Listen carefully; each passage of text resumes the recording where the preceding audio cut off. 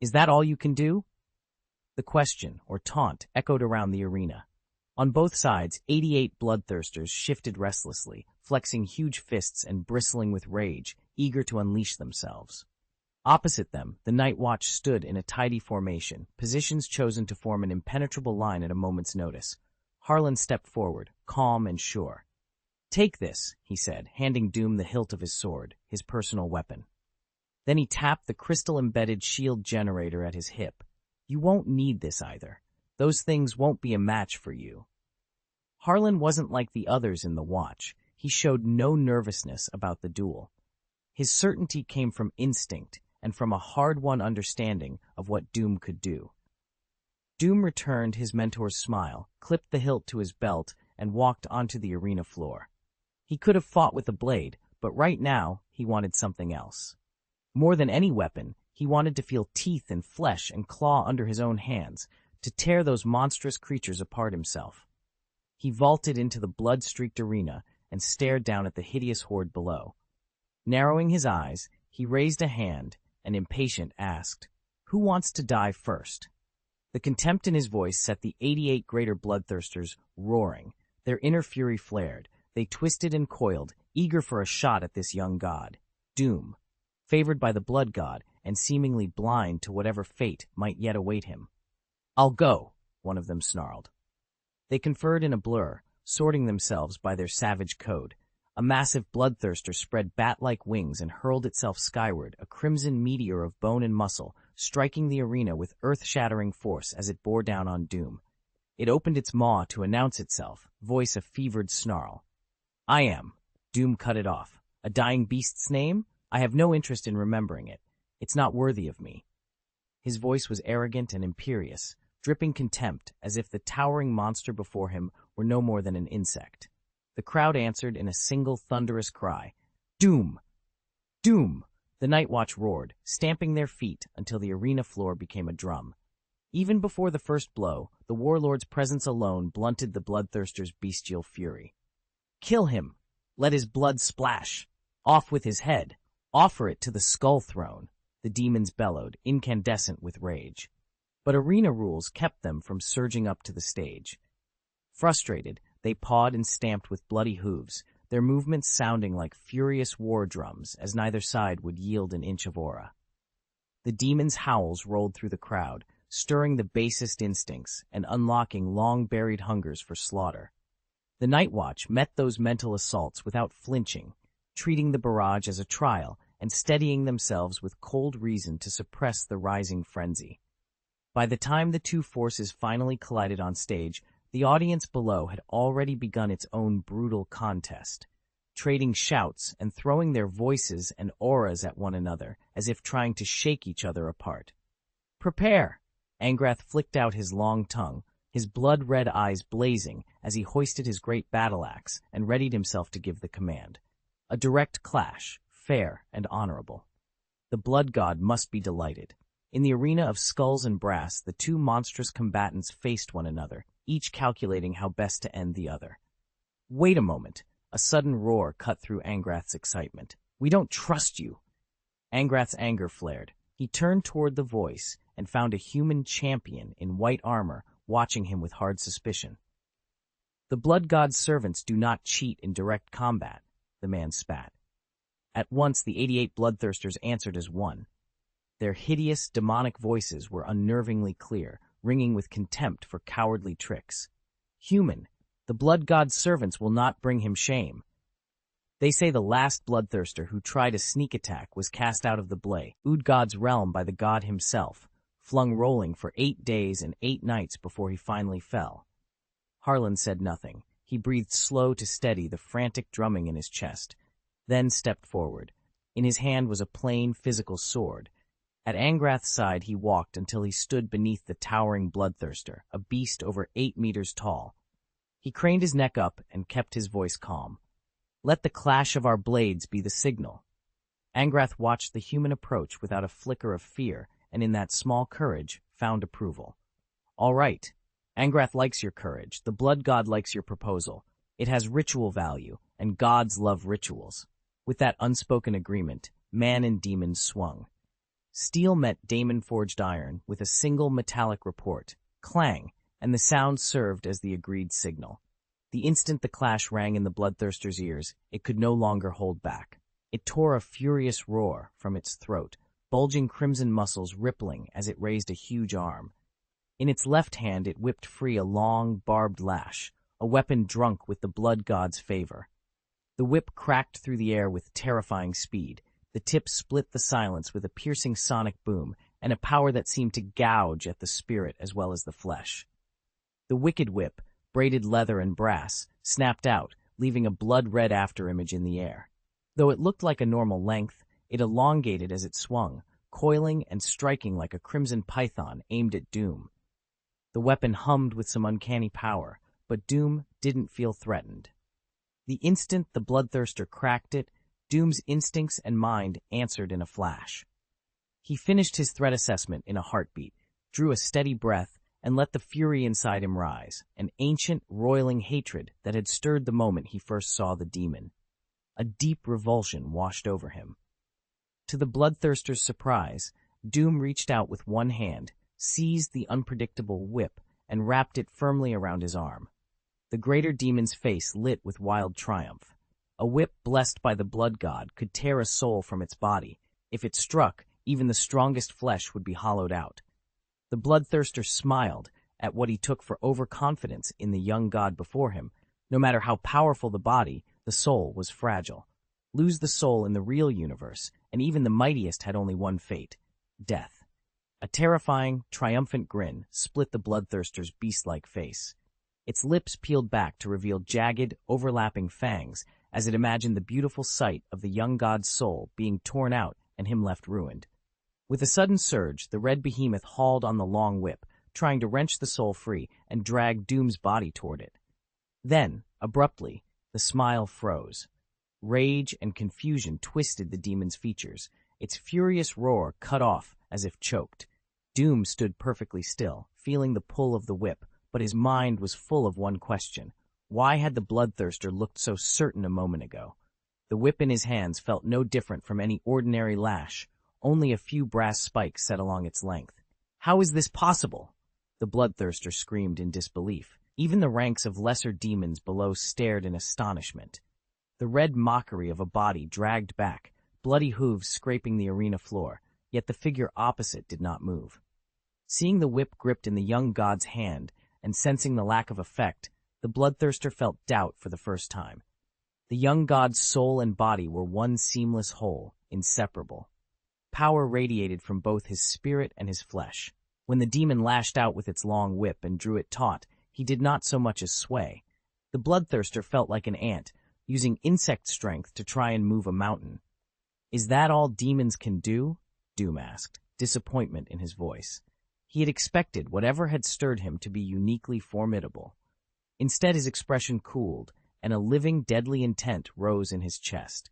With a single motion, he Ured force into his hand, seized the whip, and yanked. From across the distance, he dragged the stunned demon toward him. "I'll kill you," he snarled, and his sudden pull and low, sharp roar snapped the dazed creature fully awake. Its strength seemed suddenly illusory as the whip's force hauled its body through the air. It could do nothing to stop being thrown toward the young god. Doom's killing intent flared then, not a manufactured fury provoked by the demon, but a real, personal desire to end it. He wanted it dead. "I don't see the chapter text. Could you paste it here? Once you do, I'll rewrite it into coherent, idiomatic English while preserving all plot points, characters, and details. A few quick questions so I can match your intent. Any preferred voice tone, faithful to the original, more polished, professional, more lyrical, darker, comedic, etc. American or British spelling. How much restructuring do you want? Light copy editing, fix grammar flow, or heavier smoothing? Reorder sentences, tighten pacing, add transitions. Any content sensitivities, explicit sex, violence, profanity, I should be careful with or tag warn for. If the chapter is long, you can paste it in parts. I'll produce a polished version ready for an English-speaking audience. Chapter 62. Plunder and Erasure. Without a shred of pride, the bloodthirster let go, allowing Doom to seize the weapon. It hovered in place, bat-like wings beating once as it climbed, seeking the three-dimensional advantage of altitude. Boo! The crowd's jeers rose up. The Bloodthirster's maneuver provoked contempt not only from the Night Watch, but from its own kin as well. What had been a flat, head-to-head struggle suddenly opened into the air, an advantage any seasoned warrior or ferocious demon would kill for. Doom cracked the long whip with brutal precision. His control was flawless. The lash described an unpredictable arc and, in a blink, coiled around the demon's neck. "Get down!" he bellowed, and unleashed his strength. The Bloodthirster was pulled from the sky, plummeting in a blur of motion. Clutching the whip, it thrashed its wings in a desperate struggle, trying to outrun the fall. All its flapping did no good.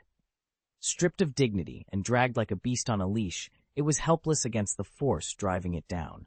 With merciless power, Doom yanked it out of the air and slammed it into the earth. Bang!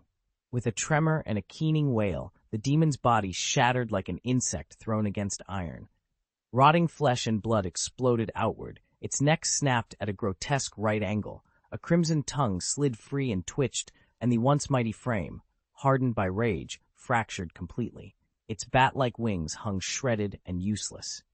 From furious to near death, it took less than 3 seconds. Doom! Doom! The Night Watch erupted into triumphant roars, treating the victory as a foregone conclusion. The warlord had seized the demon's long whip. One sharp tug lifted the creature off the ground, and using that very weapon, he wrapped and tightened it around the demon until he could yank it down and smash it into the earth. It was finished in an instant. Abominable things! You couldn't beat him! Harlan ripped off his helmet, his laugh twisting the scars across his face. He pointed at the fallen demons and jeered, his gloating a form of psychological assault. "What hope do you have against me?" The demons remained silent, offering no answer to Harlan's taunts. Under the blood god's gaze, the Bloodthirster's defeat was absolute. Doom felt no triumph. His rage had not eased. He strode over to the dying demon, dropped to one knee, grabbed its arm, and planted his boot in the creature's broad back. Amid the astonished stares of the crowd and the howls of the other demons, and to the demon's own anguished cries, he tore off its left arm, still clutching the greatsword. "Die!" he spat. Using the severed, blood-slick arm and the sword it still held, he brought the blade down. The greatsword sliced clean through, severing the head. Doom kicked the head and sent it tumbling back into the chest, its face frozen in terror. The body detonated, its life force dissipating into ash and the red dust of Mars. A roar rose up. The greater demons howled toward the sky, bloodthirsty and fierce. They trembled with lust for the spectacle. There was no mourning among them. The blood god tolerated no weakness, and the fallen bloodthirster had exposed its own. But Doom felt something different. As the demon turned to ash, a vital essence, crude, hot, and raw, streamed from the corpse into him, leaving him subtly but unmistakably strengthened. It was no illusion. His body didn't lie. Doom flexed his hand and felt the change, subtle, absolute. He measured it in his head. His strength had increased by exactly 1%. The bloodthirster that had been struck down in the real universe was gone. Its physical form had been destroyed, its essence expelled back into the warp. Mortal souls and demons behaved differently at death. When a mortal perished, its soul returned to the warp to rest. Demons, however, were natives of the warp. Their very being belonged there. Rending a demon's manifestation in the material world did not annihilate it, it simply forced the creature back to its home. The bloodthirster arrived in the warp and awoke beneath the skull throne, but something was wrong. For the first time in memory, it felt weak, so weakened it could barely hold its form. It staggered and dropped to its knees before Khorne. "My lord," it rasped. The endless, burning fury that marked the blood god's servants had ebbed. Where there should have been roaring praise and the clamor of blood-soaked devotion, the exaltations could not even form. The creature was too drained. Khorne sat upon the skull throne and watched, his interest roused by the sight of a servant who had returned broken from the real universe. The bloodthirster crouched on the blasted ground, wings unfurled like a shroud, trying to hide its ruin from its lord. It kept its head bowed, bat wings wrapped tight around its body, as if concealment could make the truth go unseen. But the blood god saw deeper than any outward posture. More than mere injury, a portion of the daemon's pure essence had been ripped away, torn out of its very concept and gone. That absence hung in Khorne's sight like a wound in reality. He approved of the law it represented. The weak lose everything, the strong take everything. His gaze cut through the warp and found the man standing in the arena. The blood god's inner flame flared, brightening the vast darkness, and Khorne's power swelled. Plunder? The question was small and sharp, spoken as if testing a theory. Khorne rested one armored hand on his sword. His other hand, sheathed in brass, rose to cup his cheek. He was thinking, is this Doom's doing? Doom had never displayed such raw, direct force before. The way he slaughtered orcs by hand had never amounted to plundering in essence. A memory surfaced, their first meeting in the warp, the moment Doom's soul had seared Tzeentch's palm. Slowly, Khorne nodded, understanding settling like iron. There was something unique in that man, a fragment of purity that could not be twisted or corrupted. It was an exclusive, mysterious kernel of being, and the concepts lodged within it were things even the gods did not know. What Doom had shown at first looked like nothing more than stolen demonic essence, only a fragment of whatever unknown power he possessed.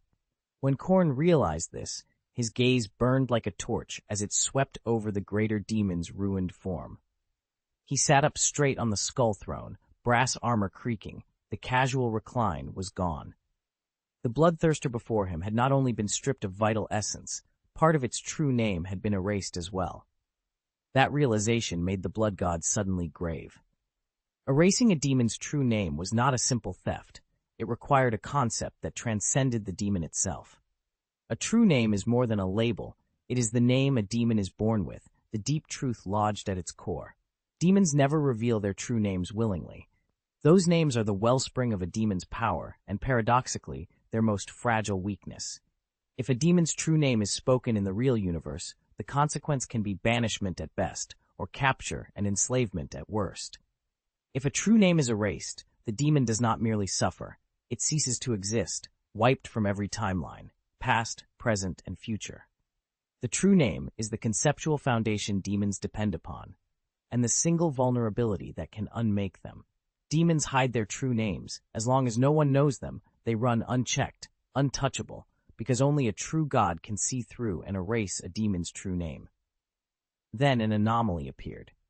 He was no true god, and yet he stood in the real universe. Doom killed demons in reality. Not only did he strip away their power, he carved pieces out of their true names. That ability, something reserved for true gods, made demons tremble and made the gods themselves look on with wary eyes. A god's prerogative should not exist in the mortal world, and yet it lay in Doom. Doom had done the unthinkable. He had slain a greater bloodthirster in the real universe and carved away part of its long true name. Khorne opened his vast maw and exhaled a mist of blood that rolled over the fallen demon, filling the torn gaps in its identity. He would not, however, mend the essence that had been plundered.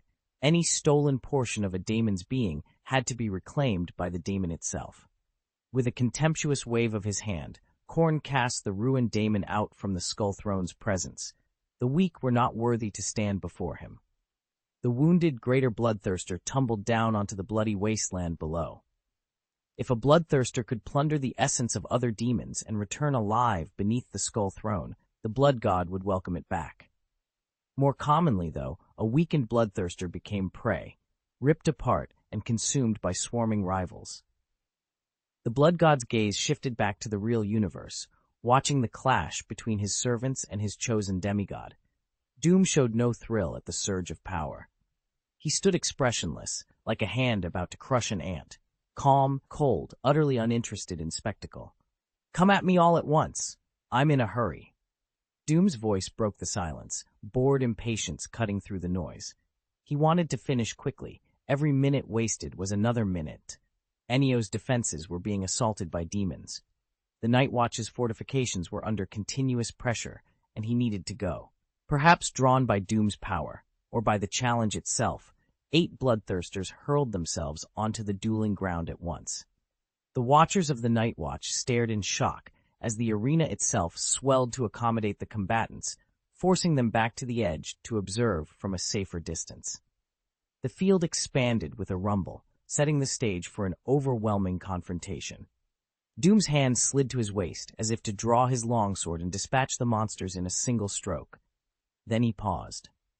Beneath his practiced restraint lurked a darker thing, a savage urge to rend the demons alive, to make them feel fear and pain before they died. He checked that impulse, for now, and waited for them to come. Clang! Swords met again, metal ringing out as a new round of fighting erupted beneath the unblinking gaze of the blood god. Chapter 63. Scarbrand. 8 bloodthirsters surged forward. Doom's eyes flashed like lightning. His body twisted with serpentine grace as he struck from inside the ring, seizing the initiative. His speed pushed the limits of perception. Blurs and sonic cracks followed each movement, then fell away into an eerie, delayed silence. The demon's roars and howls trailed behind him, never catching up. The first bloodthirster dived, head aimed low, but Doom was faster. He closed on the creature's face in an instant. In its wide, terrified eyes, Doom's palm became a blade. He drove that hand upward through the lower jaw, tearing through tough hide, shattering the maxilla and smashing the fragile brain. Fiery matter spouted like magma from the demon's eyes and nostrils. Then Doom's palm reformed into a claw. His 5 fingers clenched, converting the thrust into a brutal downward tear that ripped the body open. The tongue, the throat, the skin of the neck, and the demonic organs in the chest. Everything had been torn away. Even that massive, brutal demonic heart had been crushed by him. A gust of wind rushed past his ear as the air ripped. Doom pivoted on a heel and spun to face the next attacker. He dodged the blow and, in the same motion, backhanded, seizing the demon's forearm. Crack! The sound of bone snapping rang sharp and clear. Doom held the forearm with one hand while he drove his elbow into the joint with the other, shattering the thick limb. He tore through the sinews, forced the weapon the demon still gripped to bend back, and shoved it into the creature's brain. The second bloodthirster died instantly. Power kept surging through him. His rage did not waver. His expression grew colder as demonic blood splattered across him. He slipped aside to avoid another swing, then caught a long whip as it lashed toward him. A cold snort sounded in the bloodthirster's ear.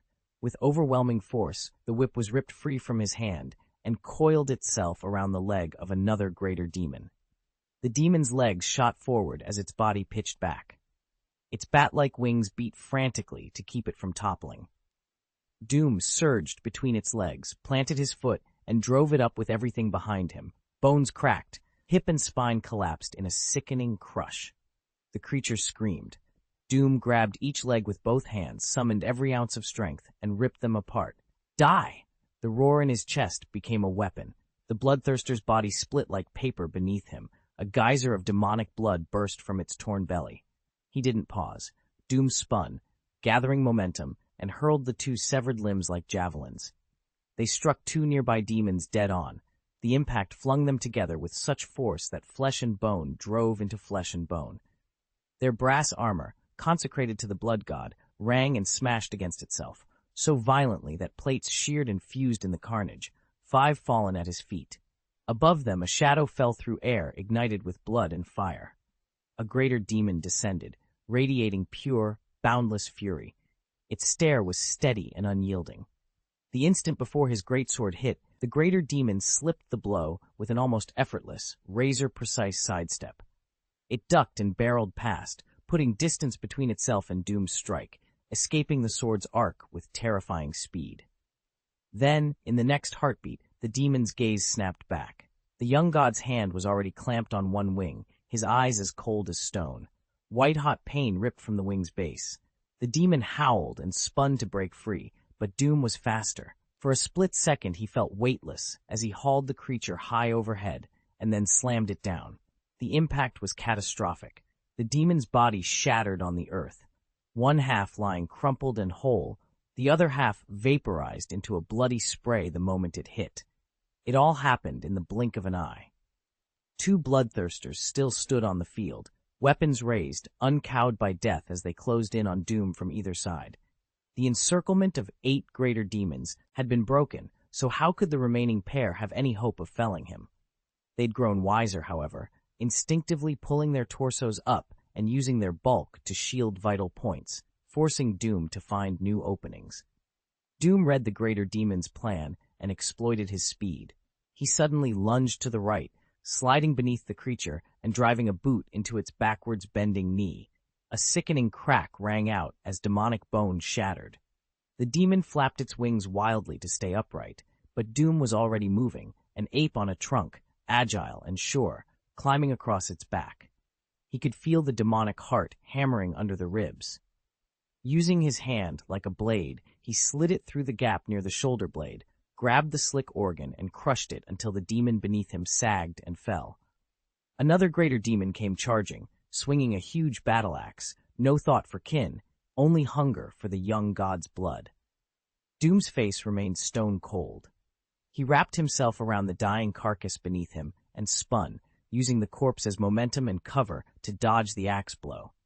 When the corpse finally dissolved and disappeared, Doom dropped to the ground with steady footing and made no further move, watching the lone bloodthirster with composed calm. Two other greater demons lay nearby, grievously wounded, parts of their bodies grotesquely fused and half destroyed, pinned together on the blood-slick earth.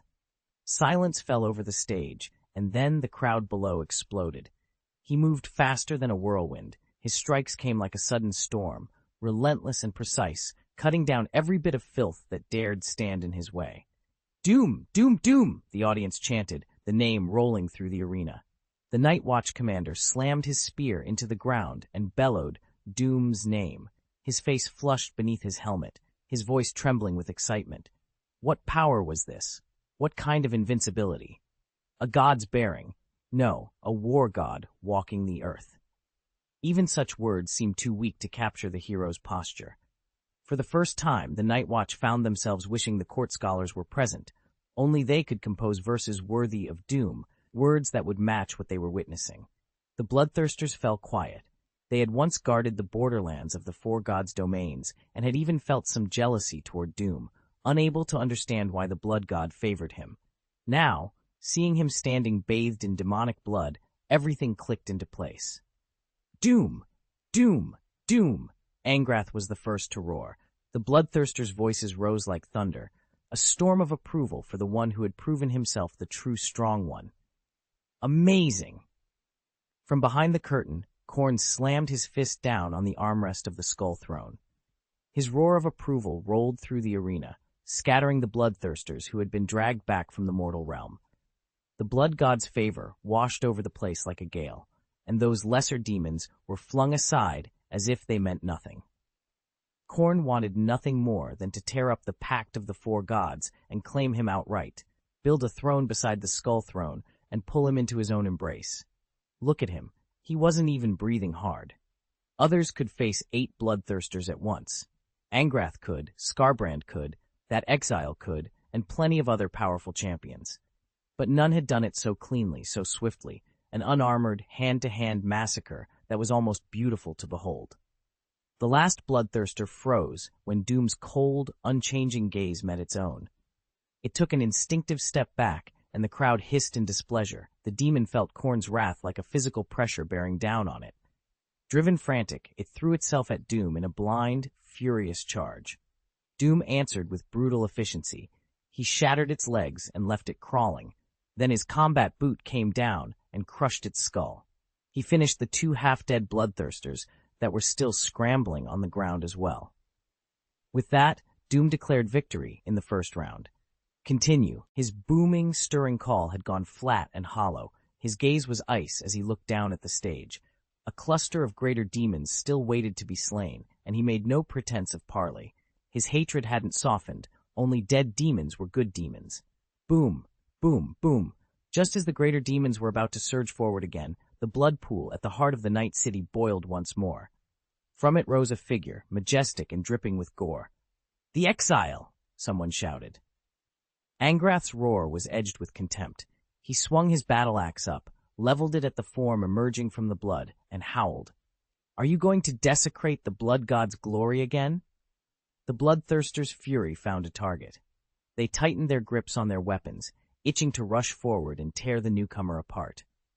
Doom, watching as well, could make out the figure clearly, tall and heavily built, its body crisscrossed with scars. The membranes of its blood-red bat wings were shredded, hanging in rags from the bones, Its brass armor was battered and incomplete, several plates missing. The head looked like a bloodthirster's, but not quite the same. 4 demonic horns, larger and more savage, crowned it, though they were badly damaged. One horn on the side was broken off. On its hideous face, one eye burned with an angry red light, the other shone blue. The skin around the blue eye had been torn away, exposing bare white bone. It shook its head as if disoriented. It stopped 88 paces from the arena and the demon ranks. Driving its 2 axes into the ground, it suddenly dropped to one knee. The unexpected gesture left both humans and demons uncertain of its intent. I, Skarbrand, the exile, a sinful body. The voice was raw, scorched. Every word sounded like a painful effort. Each time it spoke, it swayed, fighting to keep its mind clear. Doom said nothing. He didn't want any new complications, but events kept throwing obstacles in his path. Ennio's reinforcements were being held up by demons. Only minutes had passed, and now, against all expectation, something else had appeared. Chapter 64, The Final Showdown. Skarbrand had once been the Skull Throne's chief greater daemon, Khorne's favorite general. With twin axes that rained red death, he had shattered the armies of rival gods, ripped through Slaanesh's 6th ring, razed countless worlds, and crowned the blood god's name with endless slaughter and ruin. His was a monument of fury and perfect violence, an avatar of bloodlust that seemed beyond temptation or doubt. Yet even the fiercest warlike pride can be manipulated. Tzeentch, Lord of Change, took notice of the bloodthirster and began to toy with him. The whispered promises wound through Skarbrand's mind, praise of his strength, insinuations that his victories outshone Khorne's, suggestions that the Skull Throne might better bear his iron hand. Forged entirely from rage, the bloodthirster was disturbingly susceptible. The whispers found purchase, and for a moment the thought of supplanting his lord took root. When the chance came, Skarbrand seized it. During an audience with Khorne, while the blood god was momentarily distracted, Skarbrand struck, bringing his blood axe down against the god's armor. The blow shook the hall with apocalyptic force, but it did nothing more than mar the surface. A small, almost insignificant crack spidered across the god-forged breastplate. That treachery was the last straw. Khorne rose from the skull throne, leaning on his greatsword like a mountain roused to wrath. With a single effortless hand, he seized Skarbrand by the throat and hurled him from his domain, cast out, betrayed by his own pride and the lies of another. In the warp, where time has no meaning, Skarbrand fell for 8 days and 8 nights. He tumbled through the boundless, screaming wastes until his body gouged a canyon into that living, shifting ground. His wings were singed to stubs, his armor hung in tatters, and his flesh remained raw and unhealed, a punishment for having drawn the blood god's ire. Even the shape of the bloodthirster himself was altered. His eyes, once twin furnaces of crimson fury, no longer burned with a single unbroken rage. One socket now shone with an impossible blue, a bitter mark of the Lord of Change's meddling. Khorne had stripped him of reason, stamped him with an unforgivable sin, and flung him out. Skarbrand was now the exiled one. Yet exile did not end his fury. In the warp he raged without ceasing, bellowing Khorne's name and trying to atone through violence. And when he finally sensed a ritual in the material universe, the blood god's attention turned outward, he seized the chance. Khorne, ecstatic and fixed on the real realm, provided a rare opening. While the blood god watched the mortal plane, he could not instantaneously lash out and hurl intruders back into the warp. Skarbrand slipped through that moment. He ignored the smoldering wrath that still lived in him and the warnings of Angrath, and he crossed into the real universe uninvited. Skarbrand sank to his knees, fighting to hold on to the last shards of his reason. He folded himself into the old ritual posture, and voice ragged, begged the blood god for forgiveness and a place once more upon the skull throne. "Blood god!" he cried, head bowed. Though he was in exile, he knew the god still watched. Khorne's gaze had never fully left him. If the blood god wished to turn away, a divine decree would already have cast him out entirely. That knowledge steadied him, and a brittle clarity returned to his speech. "My lord," he said, and the words came clearer than they had in countless ages. "This humble, discarded servant dares not pray for mercy. I ask only to offer the blood of repentance from this broken body in your service. If I must bleed to earn your favor, let me bleed." He made no demands. He offered himself utterly. Nearby, Angrath's hand tightened on his weapon. He felt the change, not in Skarbrand alone, but in the air itself, as if the blood god hesitated. Begging would not win a god's favor. Unadorned, selfless devotion might. For all his madness and exile, Skarbrand's fractured mind had grown shrewd in its own savage way. I have no interest in your grievances, your pleas for redemption and pardon. Doom cut across the communion between demon and god from the stage. He only wanted to finish the duel and leave. Hurry up, the duel continues. A harsh, coughing laugh answered from the blood-clouded sky and the pool of red below, so familiar it hit Doom like a memory. It confirmed what he had suspected. The god of war dwelt inside that crimson expanse. A childhood memory flashed through him. When he had once asked his mother about the faith of the City of Truth, she had crouched down to his level. Her gentle face had hardened with sudden seriousness. Gods are false, lies, she had told him. So is faith. Now Doom found himself agreeing with her completely. Gods were liars. What supposed god of war? This was the blood god those demons worshipped. The burning clouds above were torn apart by a colossal armored claw. A rift split the sky and angry, blood-red lightning erupted from it. The blood on the surface of the pool ignited, boiling into molten magma, and a vast, terrible divine power descended. The Night Watch drove their spears into the ground to steady themselves, forcing their knees not to give way. At the same time, they closed off their minds and senses, standing like living corpses, too afraid to accept any external impression. Harlan, usually unrestrained, squeezed his eyes shut and murmured the warrior's law under his breath, a litany to hold back the uncontrollable fury boiling through his veins. The heat of it seared him, but he forced himself to steady his breath. A vast, commanding voice rolled out of the void. The greater bloodthirster sank to its knees, bat-like wings folded and trembling. The immaterium was one thing, the real universe another. In the warp, bloodthirsters are at the height of their power, able to face gods without being unmade. In the real universe, divine power is weakened, and demonic power is suppressed far more severely. The gap in rank and concept is catastrophic. The divine force threaded through the blood god's words shredded the bloodthirster's form like grains of sand. Slowly, inexorably, the creature could no longer hold a shape in this world. Only Doom remained on the field. He stood perfectly upright, expression unchanged, staring up into the void with sharp, assessing eyes as if measuring the god itself. As you wish. The voice was as vast as the firmament, rumbling and making the void itself tremble. It was impossible to tell whether it answered Doom or Skarbrand, or perhaps it answered them both. As his words faded, Angrath, the chief greater demon, condensed into a streak of bloodlight and vanished back into the void, leaving the material world behind. The remaining bloodthirsters, compelled by the blood god's will, erupted into a spray of crimson mist and poured themselves into Skarbrand's form. The blood god accepted Doom's proposal for a quick contest and, for reasons of his own, granted Skarbrand a chance, a shot at defeating Doom and proving he was still useful. In the roiling mist, Skarbrand ravenously absorbed the life of his kin. His shattered body knit itself back together, his mind cleared, and his power swelled. Doom felt the threat rising from that coagulating blood. This ruined daemon had been handed a gift by his master, the god even fueling him with the bloodthirster's strength. When Skarbrand first appeared, Doom had been certain of victory. Now, unified with so many of his brethren, the bloodthirster radiated a danger the young god had never known.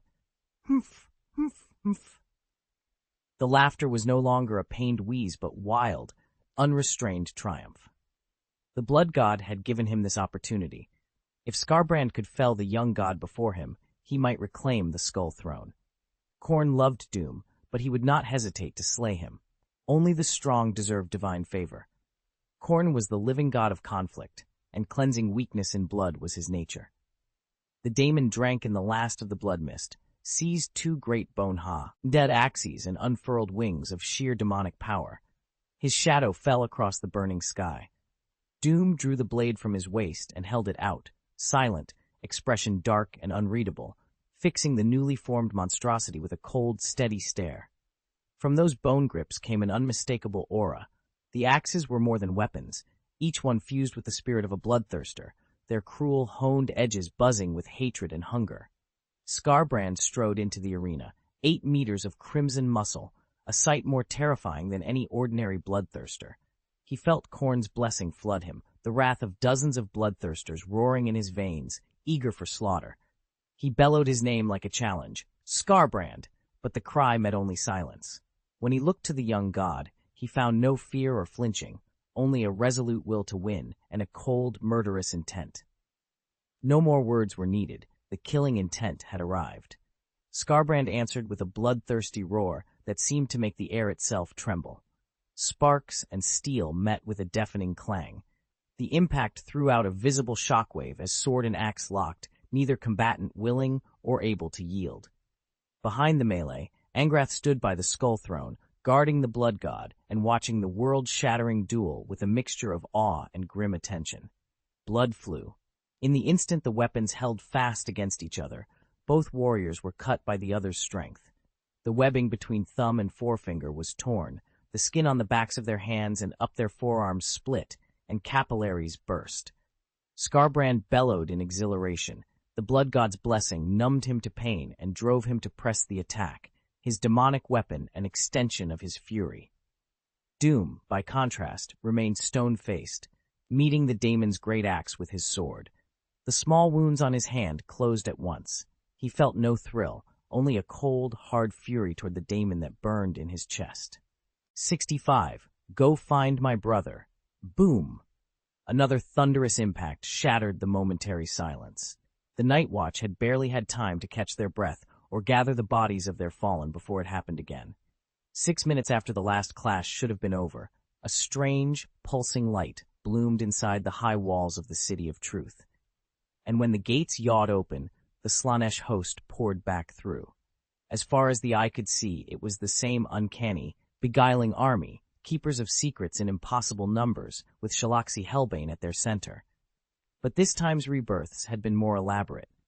Intermixed with the demonic forms were heavy, abominable war engines, hulks of metal and sorcery that seemed to be inhabited by a malignant essence. "Sir, we need reinforcements," the adjutant rasped from the command room, his voice raw and muffled. For the last hour, 1,000 men of the Night Watch had held the line, repelling wave after wave of demonic assault without a moment's rest. They had bled heavily, but kept the front from collapsing, patching breaches and falling back only when forced. Still, each successive attack chewed into their ranks. The casualty lists lengthened, the line inched rearward. The assaults were changing, the demons varied in number and in form, striking from different directions, and new troops kept streaming through the city gates. Each wave came sharper, stranger, harder to predict than the last. Inside the citadel, commanders shouted for maps and reports. Out on the walls, horns sounded as the Night Watch braced again, swords and pikes glinting in the sickly light. All at once, the defenders realized this was no single sortie to be beaten back. The enemy had a terrible endurance, and whatever had called them back through the gates had not finished with the City of Truth. "We can't call for reinforcements," Ennio said, his normally gentle, refined features hardening into a cold mask. Pulling troops from the other blockade zones would leave them exposed. He dismissed his adjutant's proposal with the quiet finality of someone who had already weighed the cost. When he left the main defense territory, his father's orders had been clear. Wait for doom, then join forces and strike the wizard city together. Now the City of Truth had struck first, and by methods that no one had seen before. The things that poured out of it weren't ordinary foes. They were supernatural demons that could not truly be killed. Whenever they were driven down, they would reappear on the battlefield minutes later. Ennio understood instantly that their appearance and rebirth had to be tied to the City of Truth. The priests who ruled that city must be using rituals to command the demons. Their source of power, the mechanism behind the rebirth, was surely some grand, ongoing rite. Yet the Night Watch had no way to strike at that source. The city, perched on the third orbital pillar, was wrapped in ancient defenses, multi-dimensional shields, massive energy barriers, and void shields that made any direct assault impossible. Heavy weapons couldn't be brought to bear on the city because of the layered shields. Overloading the complex, composite barriers would demand an almost unimaginable amount of energy and firepower. That left only ground infantry as an option, and even they were hampered by the priest's psychic protections. To make matters worse, demon detachments had appeared specifically to intercept the Night Watch.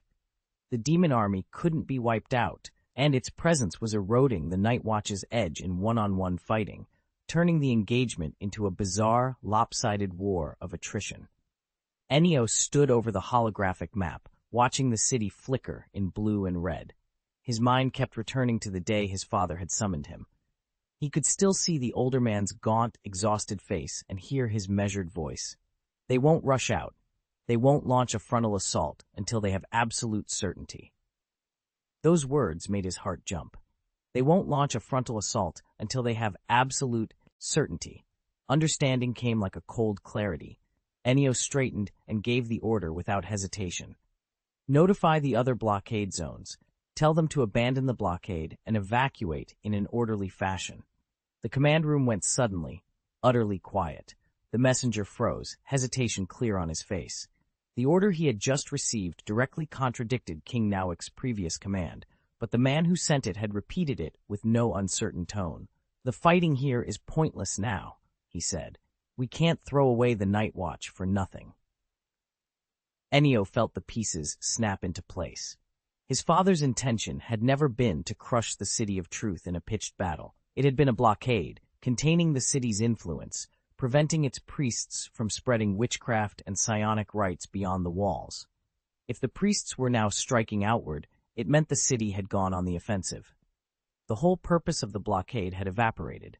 Worse, the demon host they faced wasn't something the Night Watch could reason with. They didn't understand the creature's uncanny ability to revive, had no way to stop them from coming back. To stay and make token sacrifices would be senseless. They had to fall back and live to fight another day. "Move out, now," Ennio barked, voice low and urgent. "Order the withdrawal. Don't mass together. Break into small units and disperse."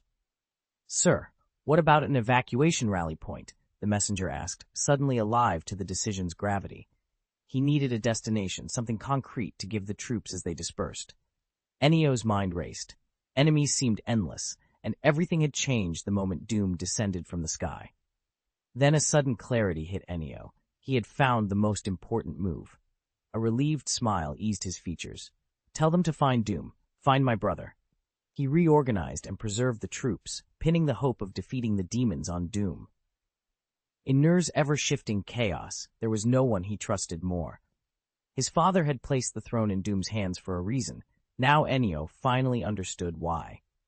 Once he had given the orders and watched evacuation signals flicker across the comms from the various units, the knot of anxiety in his chest loosened. "Sir, you need to leave now." The adjutant pushed the ignition key for the anti-gravity motorcycle into his hand and urged him toward the exit. "Are you insulting me?" Ennio snapped, his normally calm voice suddenly edged with anger. "For 1,000 years, Nawick warriors have only ever died on the field of battle, never run from their comrades." "I didn't mean to insult you," the adjutant said nervously, removing his helmet to show an earnest face. "But there are no buts here, adjutant." Ennio cut him off, laying a hand on the man's shoulder. He turned toward the door of the command room. "Guard!" "Here!" The prince's guard, always ready for his call, answered at once. "Let's go." Ennio's lips curved in a brief, controlled smile as he ignited his longsword. He looked over the warriors at his side and the front line behind them, which was steadily shrinking. In the distance, he could see Doom's battlefield. "He should be finished with the orcs soon," he murmured. His gaze drifted over the defiled demons littering the field, then settled toward his brother. With a sincere look, he offered a blessing. "My brother, may you slay every one of your enemies." One by one, the soldiers who had been pulled back from the front rose and left, obeying their orders. As they passed the prince, the men came to attention and intoned, "Long live the glory of Nawick." Ennio gave a curt nod in reply. Of the 1,000 soldiers who had held the front, barely 600 remained after the demons' unrelenting assault. Everyone who could withdraw had already gone. Fewer than 100 stayed behind to cover the retreat and tend to the wounded who couldn't be moved. The line closed in on itself, and the Night Watch clustered around Enio, using a rocky outcrop like a makeshift fortress to shield what remained of their posity. Time and tide worked against them. Exhaustion and injury thinned their ranks as men collapsed, torn apart by the purple-swarmed demons. In white armor they panted for breath, backs to one another in a shrinking ring with weapons leveled outward. A 6-meter-tall keeper of secrets loomed beyond their circle, looking down at the humans with an unmistakable, triumphant leer. Enio stood trapped in that ring as the Night Watch fell away, one by one. Over the comms, the withdrawing troops confirmed they were now safely beyond the danger zone. "The battlefield, then," the figure said. "I told you we'd meet here." The Keeper of Secrets from his dreams stood before him, posed like a predator, its twisted longsword leveled straight at Enio. Enio's voice didn't change, cold, scornful. A flock of twisted things, defiled flesh with no honor left. "Devoid of courage?" Shalaxi Hellbane sneered, her twin-headed blade coming up to point at him. "Mortal, your army was scattered by us. You're the loser here." "Scattered by psychic sorcery?" Enio shot back, never lowering his own sword. "False bravery bought by rebirths. You vermin, how many times did you have to come back to crawl this high?" "I have a present for you, monsters," he said, scanning the assembled demons. A bright, predatory smile split his face. "You're going to love it." From under his cloak, he drew a small cubic device, cupped it in his hand, and flipped a switch. Antimatter bomb. Isaac's terrified scream rose from somewhere behind the horde. A relic from the Golden Age had been activated. The matter-antimatter annihilation wiped out everything within a 100-meter radius, leaving a massive circular crater where the blast had centered. "Damn it," someone swore. Enio snapped back into awareness. The antimatter bomb that had been in his hand was gone. A malicious voice sneered, "If not for the power of the gods, you would have succeeded." He followed the sound and saw the thing that had spoken, a feathered monster in a wide priestly robe, one clawed hand clutching the bomb. It kept cursing and glancing at him. The creature's face was no longer human. Isaac had been transformed into a giant blue feathered bird. A yellow beak had sprouted across his face, and his arms were now feathered wings. Enio felt the world tilt. Time. Something was wrong with time. Isaac had used psychic power to reverse it. "This is impossible," Enio whispered, disbelief racing through him. Demons poured in, overwhelming the few warriors who remained. They were pinned to the ground. Enio himself was held down by a Keeper of Secrets, a heavy hoof planted against his face. Isaac's voice was slow and triumphant. "It was impossible once, but now I have divine favor, enough to reverse time, at least locally." A group of robed priests stepped from the shadows behind him. They ripped the Night Watch from their power armor, and with daggers stained by foul fluids, slashed their flesh, cutting blasphemous sigils into their skin. "What are you doing?" Enio croaked. He struggled, but his arms were pinned. The Keeper of Secrets' jewel-studded tail was wrapped tight over his mouth, muffling his protests. One of the priests intoned, cold and ritualistic, "Let demons possess you. Let you lead us to King Newick, your brother." Muffled sounds escaped Enio. He could only watch as the priests traced magic circles on the bound Night Watch.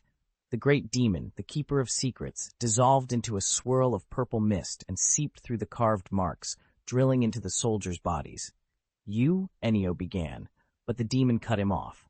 It leaned close, a cold, contemptuous finger trailing over his cheek. "I will leave your soul intact," it purred, "so you can watch helpless as you commit unforgivable sins." Chapter 66. Defeat all demons. Clang! Bang! The clash of steel never stopped. The two combatants in the summoned arena had been locked in battle for an hour. The aftermath was terrifying. The ritual ring was gouged by swordlight and axe strokes, the very sky above rent with jagged cracks. If the arena's restraints failed, their fight would become a catastrophe on the scale of earthquakes, tidal waves, or volcanic eruptions. The Night Watch had pulled back to a safe distance, no longer tracking every strike. They simply waited for the outcome. The humans' understanding of the duel was worthless. The scope of the clash exceeded mortal comprehension and pushed beyond the limits of the material world. Scarbrand panted, each breath ragged and smelling of brimstone. An hour of frenzied slaughter, over 1,000,000 full-force blows. His body ached, and weariness crept into the hollows of his muscles. The demonic power inside him was waning, nearly spent. Across from him, the young god showed no sign of strain. His face stayed cold and unreadable, his chest rising and falling with steady calm. No sweat dampened his skin, no fatigue colored his eyes. Was his stamina inexhaustible? Skarbrand shook his head. Hot sweat ran from the grooves of his muscles like molten streams, splashing onto the ground. For the first time in eons, he found himself doubting the resilience of his demonic flesh. He summoned his rage again, but what answered was not fury, but a heavy weariness, a hollow sense of powerlessness. Facing Doom was like hurling a flame-forged battering ram against a silent, immovable wall of composure. With every strike, the flames guttered, the rage thinned, and the wall held. Even the twin axes in his hands slackened, their chilled blades lost their luster, betraying a fatigue that he had never known. Across countless ages, Skarbrand had met many foes, but never one like this. The dimensional rift already suppressed him, curbing his strength, and yet before him stood a terrifying being whose body never tired and whose spirit never faltered. Skarbrand, bloodthirster of legend, could not help but wonder, when that young god finally rose to true divinity, would even the eternally enraged blood god feel as drained as he did now when facing him? Doom stayed silent as his light blade moved in a blur of masterful technique, repeatedly colliding with the demon's weapons. The clashes rang out until the weapon in his hand gave a warning. Its fusion cell, worn down after centuries of use, had finally been drained. Both combatants fell back without a word. Skarbrand panted, clutching at the hard-won moment to recover his strength. Doom sheathed his dimmed dimensional blade at his hip, and without missing a beat, caught the spear Harlan tossed him. He advanced again. Now was the time to press the advantage. The spear flared to life. The blade danced like a dragon and slithered like a serpent, and tens of shimmering fragments of dimensional light spun confusingly before the demon's eyes. They blended into a tide of blue that crashed toward him. Skarbrand reeled backward, straining to pick out the real spear from the trail of afterimages and twisting his head to keep his throat from being pierced. In that moment, he could only parry. He had no strength to mount a counterattack. During a brief retreat, a stabbing pain shot through Skarbrand's waist, slowing him by the barest fraction of a second, just enough for Doom to spot an opening. The spear obeyed his will. A blade of light flashed and drove into the demon's left armpit, then flicked to shear the entire arm from its socket. Demonic blood sprayed across the arena. Skarbrand knew he had failed. The bloodthirster within him surged out through the wound and slipped back from the material realm. Its power ebbed away. Doom did not let up. He struck in relentless waves, blades of light flashing up and down, tearing bloody rents in the demon's iron-hard flesh. The spear appeared and vanished with unpredictable speed. The wounded, rapidly weakening Skarbrand, clutching his axe in one hand, staggered, backward, his body leaning. Doom spun and drove the spear up from his waist, impaling the demon's right shoulder and shattering the arm's control. The blade passed through him, its momentum undiminished, and lodged in the creature's torso. Skarbrand's scream was a high, keening screech. The axe slipped from his numb hand and crashed to the stone. His body was dragged and spun. His lower half ground across the arena, scraped raw and bleeding. Humph! With a muffled grunt, Doom, the young god who had been silent through the duel, braced on the spear shaft, shoved hard to the left, and sent the impaled demon flying. Skarbrand slammed against the rim of the arena and skidded to a stop. He tasted the memory of being cast away by the blood god long ago, felt that same helpless fall. He rolled his head and fixed his gaze on the young god across the ring, as if to speak his curse. The blood god will hunt you. Before Doom drove the spear through his skull. A demon's words are worthless, Doom said flatly. He watched the demon vanish, then lifted his eyes to the burning, blood-red sky. His face showed no triumph, only a hard, silent question. He clenched his iron fist as if challenging whatever had orchestrated this. Was this enough? Laughter echoed from the void, loose and delighted. The red firmament dissolved into a rain of blood. Night fell again, cut through by a brilliant aurora. The pool of blood that had stained the arena drew itself tight and was gone, as if it had never been. When the blood god's ritual ended, The arena's brass and blood-red sheen drained away, first fading to colorless stone and then crumbling into ordinary gravel. Doom wrenched the spear free from the demon's corpse and felt the familiar surge of power run through him. He felt no triumph, only a tightening worry. This had been a game of gods, an elaborate performance staged to look like something else. He glanced toward the City of Truth, anxiety deepening. The whole display had unsettled the Night Watch's foundations. It cut through their certainties like a cold wind. Doom sensed footsteps behind him, but didn't need to turn to ask. "How are they?" "Spirits are high," came Harlan's voice. He stepped up beside Doom, smiling at the worry written on the other's face. He already knew the question Doom hadn't said aloud. The sudden appearance of a god, no, of an entity that wielded godlike power, had been a seismic blow to the Night Watch. The Order had always prided itself on materialism, on scorn for nebulous faith and the empty idols at its fringes. Seeing a god in the flesh was like detonating a bomb inside their ideological stronghold. "You're making it worse than it is," Harlan added, amused. "We're materialists. Even if gods exist, that doesn't change who we are. The universe is vast and boundless. There will always be existences beyond common sense." The speaker's tone turned grave. He studied Doom carefully, taking him in from head to toe. "Like you too are an existence beyond common sense." Those words eased something in Doom. The worry that had sat on his chest lifted, if only a little. "Let's move quickly," someone urged, and Doom's softened expression shifted back to concern. "I have a bad feeling. Something might have happened to Ennio." "Understood," Harlan snapped. He strapped on his helmet and, over the comms, told the men to prepare for an immediate night march to the City of Truth. Doom looked at the mess around him and clenched his fist, feeling the power thrumming beneath his skin. His heart was anything but calm. Ever since he had killed Scarbrand, his strength had surged. If they fought again, he was certain he could best him within 100 moves. Yet as the Night Watch pulled away into the dark, a new unease rose in him, something almost like fear. If there were beings powerful enough to be called gods, would he one day be counted among them? His miraculous abilities had been awakening with age, even allowing him to siphon demonic power. Was he on the road to becoming a god? And what really was a god? When Doom thought of the blood god, his eyes narrowed.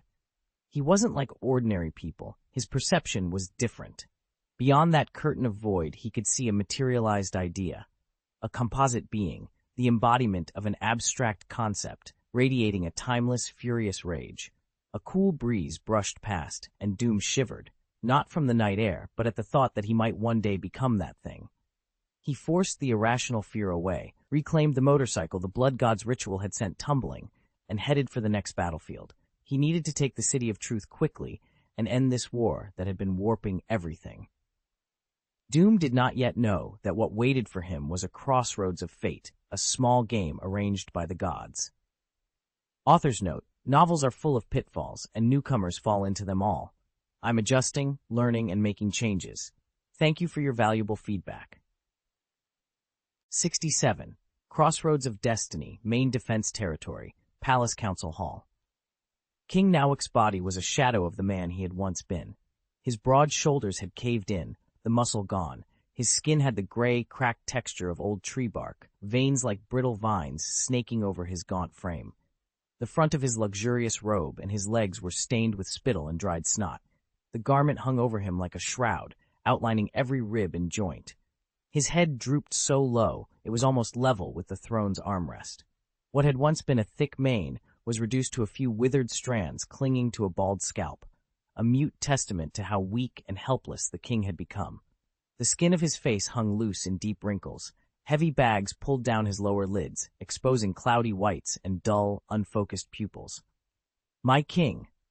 A throne guard stayed on one knee, keeping the distance the king had insisted upon during clearer days. He turned his head slightly, unable to meet the ruined figure on the throne directly. The guard's voice was calm and measured, careful not to startle him. "Your eldest son has returned." The announcement rolled through the empty council hall and died away. For a long moment there was no answer. Then, after an age, the corpse-like figure on the throne let out a rasping, almost breathless sound. "Who is it?" The single question seemed to stretch on forever, a thin, wheezing noise forced from his throat. If not for the guard's sharp ears, no one would have heard him. "His Highness, the guards, and the priest, no one else," the guard replied, speaking with as few words as possible to convey everything that mattered. Nowick gave a cold, ragged snort that turned into a coughing fit. He trembled, as if clinging to the last shreds of his reason, and forced the words out. "Bring the queen to me. Send Elton Senna to fetch Doom." His body arched and shook violently. His long nails bit into his withered palms. Pain and urgency laced his voice. "And have Senna bring the teleporter. Get Doom back as fast as possible. Your will be done." The throne guards burst out of the council hall. Nobody could understand why, by the time they reached the main defense territory, the king's strength had so suddenly failed. Only Nowick remained in the chamber. He convulsed on the throne, murky tears streaming from his eyes as he cursed between ragged breaths, spittle flecking his lips. After a long time, the trembling stopped. His head drooped. Tears fell and splashed onto the floor. His voice, choked by sobs, came out raw and heartbreaking. "Ennio, my dearest son, my eldest, you will not be alone. I will bring you spoils with victory. Gods, our game will soon have its result." Then he straightened slowly, closed his cloudy, bloodshot eyes, and sat in silence, waiting for fate's final answer. Orders from the throne were relayed at once, and the king's will was put into motion. Doom led the Night Watch toward the City of Truth, driving forward day and night. They were now less than 1,000 kilometers from their destination. "My lord," Doom sat on the balcony of the war fortress, his mind racing as he worked through plans to bring the City of Truth to ruin. The orderly's urgent voice cut through the command room and set a cold knot in Doom's stomach. He barely had time to register the words before the man finished. "Our scout cavalry ran into friendly forces, withdrawing from the blockade." A gust of wind flared Doom's robe. He arrived in the command center in a blur, trailing faint after-images. "What's going on?" he demanded. Doom's face went hard, his eyes fixed on the holographic display like twin torches. The projection showed a unit of the Night Watch, armor pitted and scored, some of the men limping or clutching wounds. They weren't a routed rabble, but they were beaten and shaken. "My lord," the commander of the Night Watch began. He told Doom everything, the City of Truth's ritual, the way demons kept regenerating no matter how many they cut down, and then Ennio's unexpected order to fall back. As the report sank in, Doom's color drained. He clenched his fists so tight his knuckles showed white. Too late, he thought, the pieces falling into place with a sickening certainty. His chest heaved. There was no time for disbelief.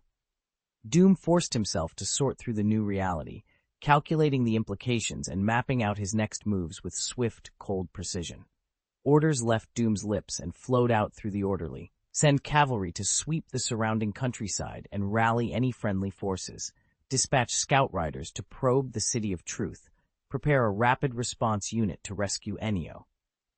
The directives were relayed in an instant, and the war machine began to move to Doom's will. Units shifting, relays humming, every element falling into place.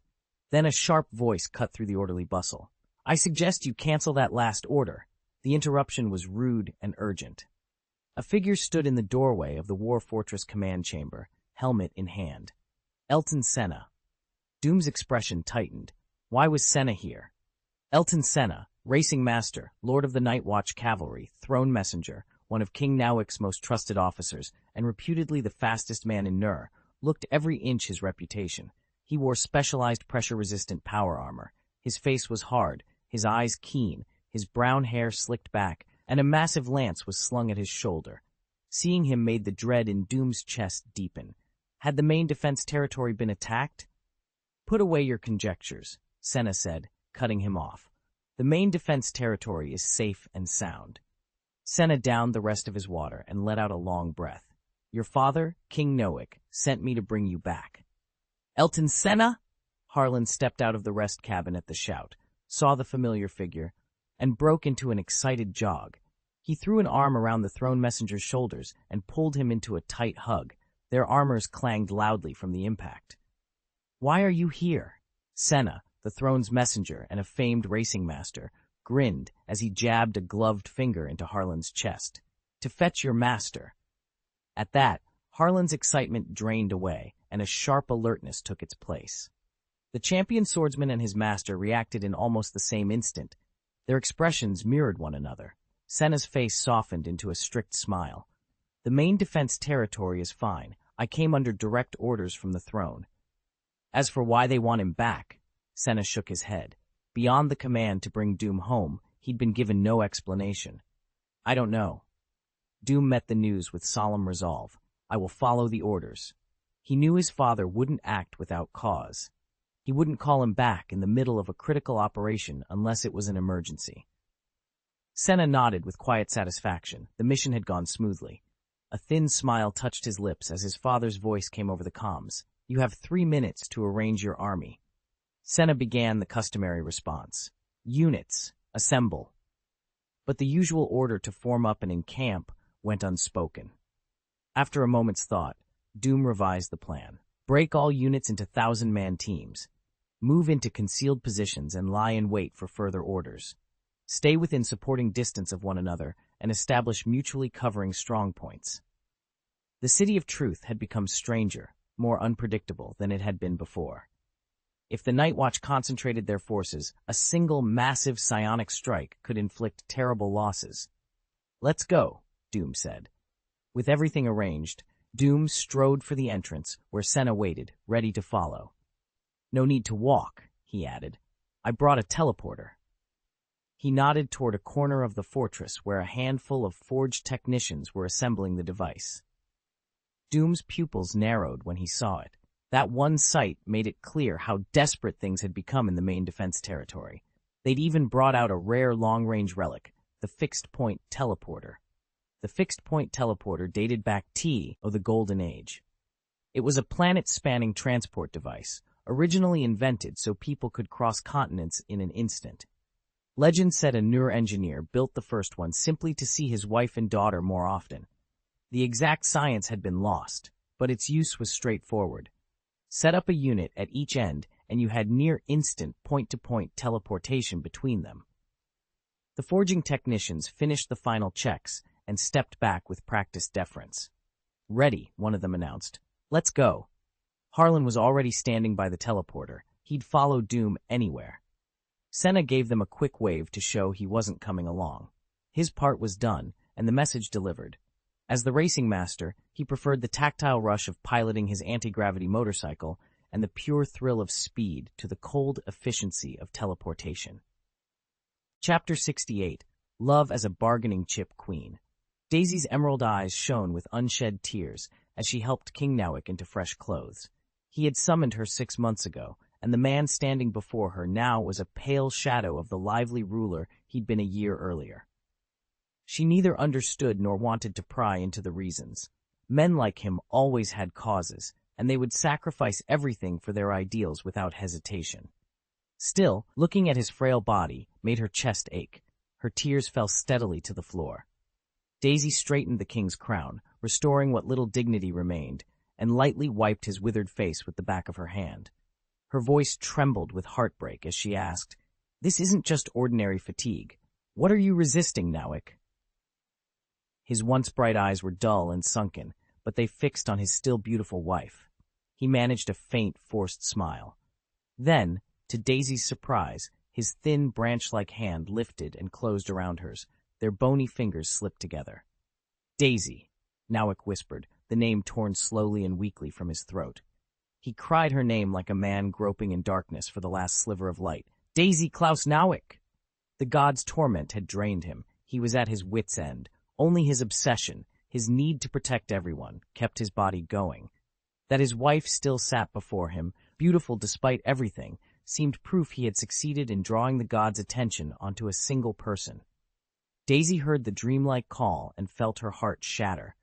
She bit her lip and wept silently, half-seated on the armrest of the throne, holding Nowick's hand tightly and cradling his head against her shoulder. "Ennio is back," she told him. "He can take some of this from you. You can rest now." "Ennio?" Nowick's whole body trembled. The name cleared his head a little. Tears blurred his eyes as he stared up at her. "He's not Ennio. That thing, it's not your child." Daisy went rigid, a tremor she forced herself to suppress running through her. She already knew that her son was dead. She pressed a kiss to her husband's hair and fought to dam the bitter sorrow spilling up in her chest, keeping her tears from flowing. She never doubted his words. Even in his tormented state, when moments of clarity were rare, Daisy trusted every judgment King Nauk made. "Help me up, my queen," he rasped. Nauk leaned against the throne, pressing his arms into the carved wood to keep himself upright. He was too weak to stand on his own. In this last hour, the fate of the gods, the Novik family, and the land of Nur seemed to converge here. Fate itself awaited humanity's answer, while the gods maneuvered to bend events toward their own ends. "My queen, will you come with me to the throne hall?" Nauk asked, voice trembling but resolute. "Your king will issue his final challenge to the one who killed your son." His frame shook. He could hardly hold himself. Still, his words were as heroic and fierce as ever. Daisy steadied her husband, supporting his faltering form. Her emerald eyes flashed with a hard, piercing light as she looked at him. "Tell me," she said softly, a thread of hatred beneath the gentleness, "will you defeat him?" Daisy, gentle, kind, had never wanted Nauk's victory more than she did in that moment. He stroked her golden hair with the same tender touch he had always used. "We will be victorious," he promised. He couldn't hide it from his wife. "We may not live to see victory," Nauk said quietly, "but you and I are the cornerstones of it." His words were stark, without flourish. Daisy blinked until her tears dried. The whites of her eyes were rimmed with red, the green of her irises burning like emeralds. "Then I'm relieved," she answered. "You will bring us victory." They both understood. Whatever truths would be revealed, whatever fate would be decided, it would happen in the throne hall. Everything, every hope, every sacrifice, even her life, was part of the foundation of that victory. "Let's go, my king," she said. They straightened, proud and posed, hands clasped together. Escorted by the throne's guards, they walked the palace corridor toward the throne hall. Inside, Isaac and Ennio waited. The gods' eyes converged on that one place. Destinies intersected there, and the final reckoning between mortals and gods would be settled within those walls. Though the sun shone high and bright outside, the throne hall lay in shadow, a cold that crept into the marrow. When Queen Daisy entered, supporting King Nauk at her side, every gaze in the hall fell upon them. Nauk lowered his head and leaned close to Daisy. "Watch my glorious victory from the side," he murmured. Isaac's face remained as it had been, pale and gaunt, composed and courtly, but his tone was edged with contempt as he dragged the words out. "Great, King Nauk. I am, of course, quite well." Nauk settled onto the throne, propping himself with his arms to stay upright. His voice was slow and weak, but the aura of command around him had not faded. "I'm still a man who can wield a weapon, not a dog that crawls and grovels." Isaac's expression flickered. Then he gave a short, resigned smile. He saw no point in arguing.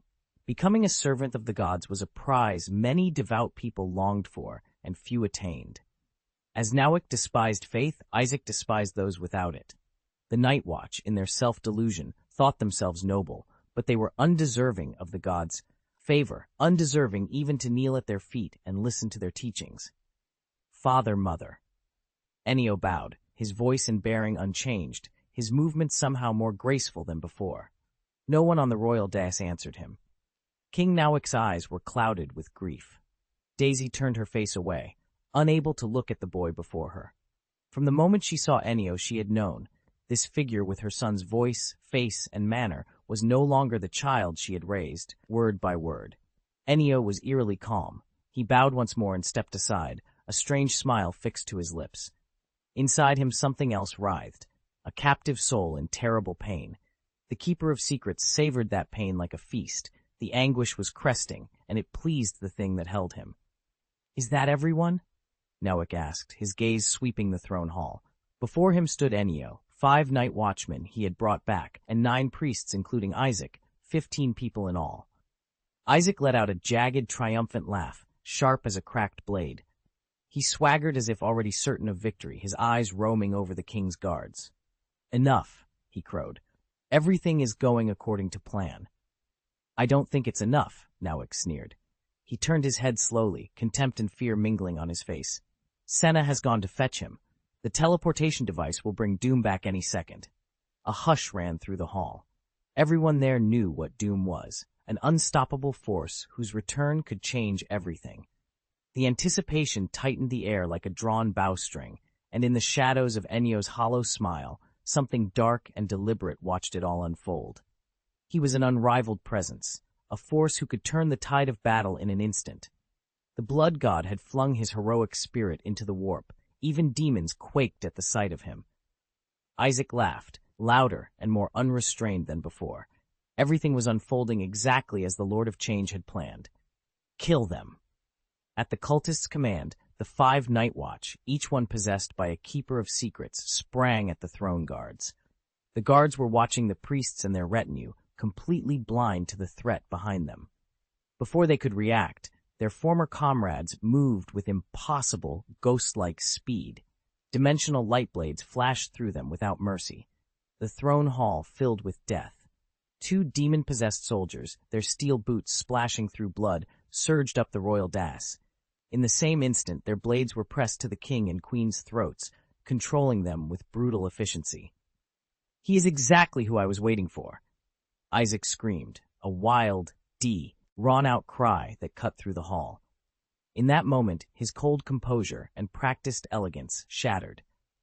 Isaac hitched up his robes and strode toward the throne in a few quick steps, his eyes bright with a fierce, almost holy exhilaration.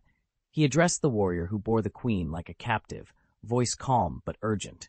"Release her. She is no threat." He ordered the demon to lower its spear. But when he turned to face King Nawick, his expression contorted. Short, iridescent blue feathers sprouted across his face. Fanatic fervor swallowed whatever humanity remained. His eyes rounded into bird-like orbs, his fingers lengthened and curved into cruel black talons. He pressed those claws to Nawick's temple and leaned in, exultant. "You thought you could win?" he crowed. "Every thought of yours, every flicker of your mind, is laid bare to the gods' gaze. Your grand game, your little theater of hope, was only what the gods let you see, so they could snuff it out." He was no longer the refined high priest. The man had become a monstrous bird wrapped in shimmering blue plumage. "Throne guards, stand down," he ordered. The talons dug harder into Nawick's skin. From the creature's beak came a cold human voice aimed at the soldiers who were rushing into the hall. "Clear out." King Nawick, jaw clenched, spoke slowly to his men. "Fall back. Avoid needless bloodshed." Then, looking up at the transformed priest, he added, quiet and hard, "Are you waiting for Doom to save you?" As the guards filed out of the throne hall, having taken complete control, Isaac's thin neck bobbed with excitement. He let out a bird-like trill and spoke of future plans, and of Nawick's failure. "You really are foolish, Nawick. You wrapped him in love, you held him close, and in doing so you turned that love into his weakness. With you and Daisy as leverage, he'll bow to the gods. He loves you too deeply not to."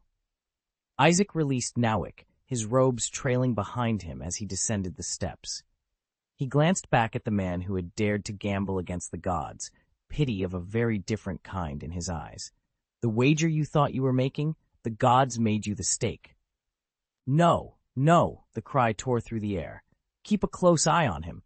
This man is very dangerous." The demon-possessed soldier inclined his head and tightened his hold. He understood the god's plan now, only the final step remained. Even a keeper of secrets would not risk a reckless move at a moment like this. The soldier's hand closed on the long spear. Its pale blade rested cold against the human's throat, a silent warning to stay still. Isaac's brow creased for a moment and then smoothed. He hated this tense, confrontational theater. It lacked any elegance. He could have used psionic spells or other means to subdue King Nawick, who was barely strong enough to lift a sword. But Nawick carried a strange artifact, one that could even blind the god's sight and resist thought control. That made blunt force the most reliable, most immediate, and most intimidating option. In his head, Nawick felt watched, as if the gods monitored every small flicker of thought. He was reduced to a pitiful, trembling thing. He wouldn't last much longer like this. Desperation turned to a single plea. "Doom, come back quickly. Do not fail me, son." Everything, for the moment, was under control. Everything was proceeding according to plan. Joy surged through Isaac so suddenly he ignored the watchful guards posted outside the throne hall. He only looked up at the dome. The vault overhead was carved with the Milky Way, a reminder of the Nur people's undying longing to return to the stars. But a small, ugly detail in that vast mural made his feathered brow crease. In the chaos that followed the Mechanoids' blockade, the original Night Watch had made an alliance, seized power, and proclaimed a new order, then turned on the world. The mutants and psionic aberrants they purged had once been half the planet's population. The last of the psionic bands were driven down beneath the third orbital pillar, and the Night Watch did not pursue them further. The Night Watch's celebrated history was, for the City of Truth, a history of suffering. A tiny blue flame blossomed on Isaac's fingertip. He flicked it toward the dome. The fire caught the tainted corner of the painting and consumed the blot that marred its beauty. On this fateful day, with destiny itself poised to arrive, a priest from the City of Truth stood brazenly before the assembled warriors in the throne hall of the main defense territory, insulting their honor without restraint. "Why?" he demanded. By the grace of the true gods, Isaac had finally brought himself into the throne hall, and he put the question that had been burning in the hearts of the priests of the City of Truth for 1,000 years. The Novik family has never been merciful. Why did you abandon psionics? Novik leaned his head back to avoid the blade of light at his throat. After a long moment of recollection, he answered slowly, each word measured. My ancestors saw the danger in psionics and purged them from our lines. Still, they recognize that psionics can be necessary. If we ever face an enemy that can only be fought with psionics, we must be the last hope. He paused, then nodded toward Isaac. In our mage tower, there is a book. Tucked between its pages, you will find a leather agreement. It's a secret pact, signed long ago by the first priest of the City of Truth and one of my ancestors, Noak said. He stopped, his cloudy eyes fixing on Isaac. I never expected a power meant to fight evil to turn and serve it instead. Pity softened Nawak's expression as he looked at the bird-like figure in the ornate priestly robes. Isaac, no longer just a man, but a grotesque mockery, a plaything for whatever gods pulled the strings, seemed suddenly small and pathetic. You've betrayed what the priests were meant to do, Nawak continued in a weak, rasping voice. They hoped, over the long sweep of time, to wash away our hatred so we could stand united against true evil. Isaac stood there, stunned. The unnatural mutations that had twisted him began to recede. Feathers and distortions melted back into flesh and bone, till he was human again. Nawak's voice grew steadier, tinged with sorrow. You never had the skill to grasp the priest's purpose. Instead, you bowed to false divinities and let yourself be corrupted by the darkness you were supposed to fight. No, no, Isaac screamed. You won't shake my resolve. Isaac shouted. His pale face flushed and anger burned behind his eyes. For thousands of years, we've put our faith in the gods. We believe they'll avenge us. Nawak gave a soft, contemptuous cough and looked down at the man before him. Thousands of years of worship, he said. And yet, why was it only you who got an answer from the gods? The question hit Isaac like a thunderclap. He swayed, blood draining from his face until he leaned against the nearest stone pillar for support. No, I don't believe it, he whispered, even as horror worked across his features. He remembered his teacher's last words, spoken on his deathbed, those who believe in gods will ultimately have nothing. For years he'd taken that as the old man's sneer at the Night Watch, a contempt for those who refused to see the truth. He had never thought it might have been a warning. Nawak watched him, convinced. In the king's mind, whatever message had come from the so-called true gods only proved his point. And behind the thin veil of reality, Isaac felt it too. The Lord of Change, almost giddy, as if delighted at having exposed the joke. The gods are testing their followers' devotion, the priest whispered, using the words to fortify himself against the gnawing doubts. They want to see whether, once the truth is revealed, we can still stand. He bowed his head and prostrated himself 9 times, each motion more deliberate than the last. I give my body and mind. I prostrate myself without regret. I have nothing left but faith in the true gods. Inside the throne hall, Isaac's clownish performance played like an intermission, something the gods themselves might have arranged to pass the time before the main act. The room buzzed with a strained mixture of reverence and amusement. In the traveler's hall, the fixed teleportation device sparked and cracked with blue lightning. With a blinding white flash, Doom and Harlan stepped out of the light. Doom blinked, eyes adjusting, until he realized they were back in the main defense territory. A guard in white power armor, the blue Novik family crest emblazoned on his shoulder pads, and a matching blue cape streaming behind him, hurried forward to meet them. "My lord, I've been waiting for you." The man's face was in shadow, but his voice was tight and restless. He shifted on his feet, as if every second threatened to unravel him. "Captain, speak as we walk." Doom led the way toward the throne hall. The royal decree he'd been handed on his return had been blunt. His first duty was to go straight to the hall and see his father. The captain of the royal guard fell into step beside him and spilled the news in a rush. "Isaac and several guards have turned traitor. They've taken the queen and the royal consort and are holding them in the throne hall." The words came out between gritted teeth. No member of the Night Watch had ever betrayed the Novik family in living memory. The captain's fury and shame were raw enough that he seemed to want to tear the conspirators apart with his bare hands. Doom traded a look with Harlan, and both of them unconsciously quickened their pace. Everything about the situation felt like a blind turn. The fog thickened with every step, and only the throne hall promised answers. "Where's Ennio?" Doom asked. "He's there too," the captain said after a moment. He hesitated, brow creasing. He didn't really know what had become of the first prince. Rebellion in the main defense territory meant nothing as long as the Night Watch remained loyal to King Nowik. Without the king's abdication or a formal designation, any usurper had no legitimacy. The Night Watch would simply surge forward and cut the pretenders down to avenge their sovereign. They raced toward the throne hall in a high-speed transport, urgency in every motion. In the car, Harlan's voice was tight with confusion. "Where is Flano Novik?"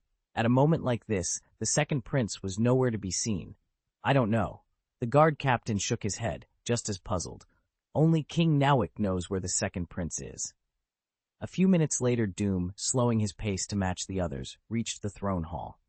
"Don't make any rash moves," Isaac called out. He wiped blood from his forehead, the cut already knitting closed, and, having felt the tremor in Nowik's thoughts, barked a sharp warning. Inside the throne hall, a night watchman, possessed by the Keeper of Secrets, held a light blade pressed ever closer to King Nowik's throat.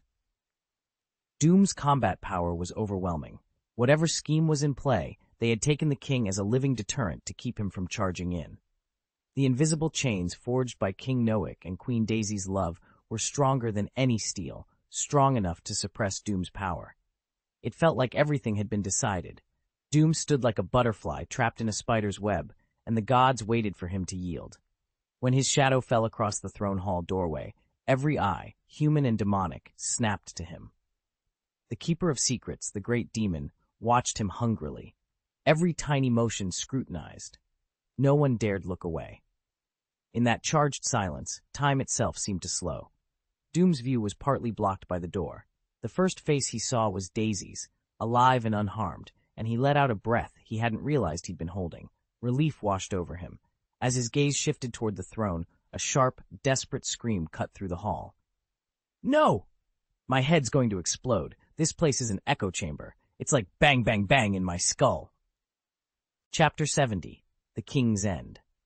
Before Doom's steel boots could even make a sound on the throne hall floor, a roar of shocked, nameless fear tore through the chamber. Isaac, who had been reading King Nowik's thoughts, felt the same terror. A horrible plan was forming in the king's mind, and it was dreadful enough to make him tremble. The man on the throne, a blade of light pressed at his throat, smiled in relief. When the demon's attention slid toward Doom, Nowik seized the instant without hesitation. His withered, decaying body flared as if a long-dormant reserve of power had finally ignited. A surge he had been hoarding for years rushed through him and answered the idea that had just taken shape in his head. From his vantage, he only managed to glimpse half of his son's figure, a posture proud, powerful, and defiantly unbowed. And that sight steadied him. Finally, he thought, his son had the strength to defy the gods and to lead the Night Watch.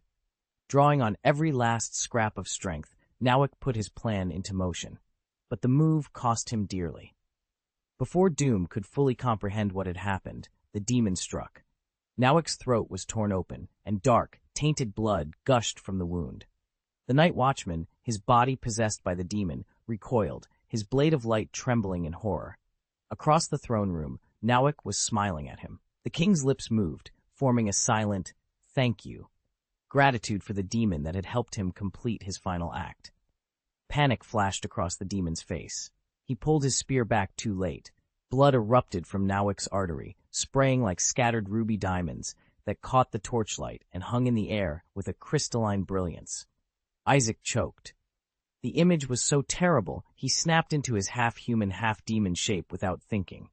He began to chant a reversal spell, the same desperate magic he had used for Ennio. He would rewind this moment and stop the horror. The Lord of Change answered him.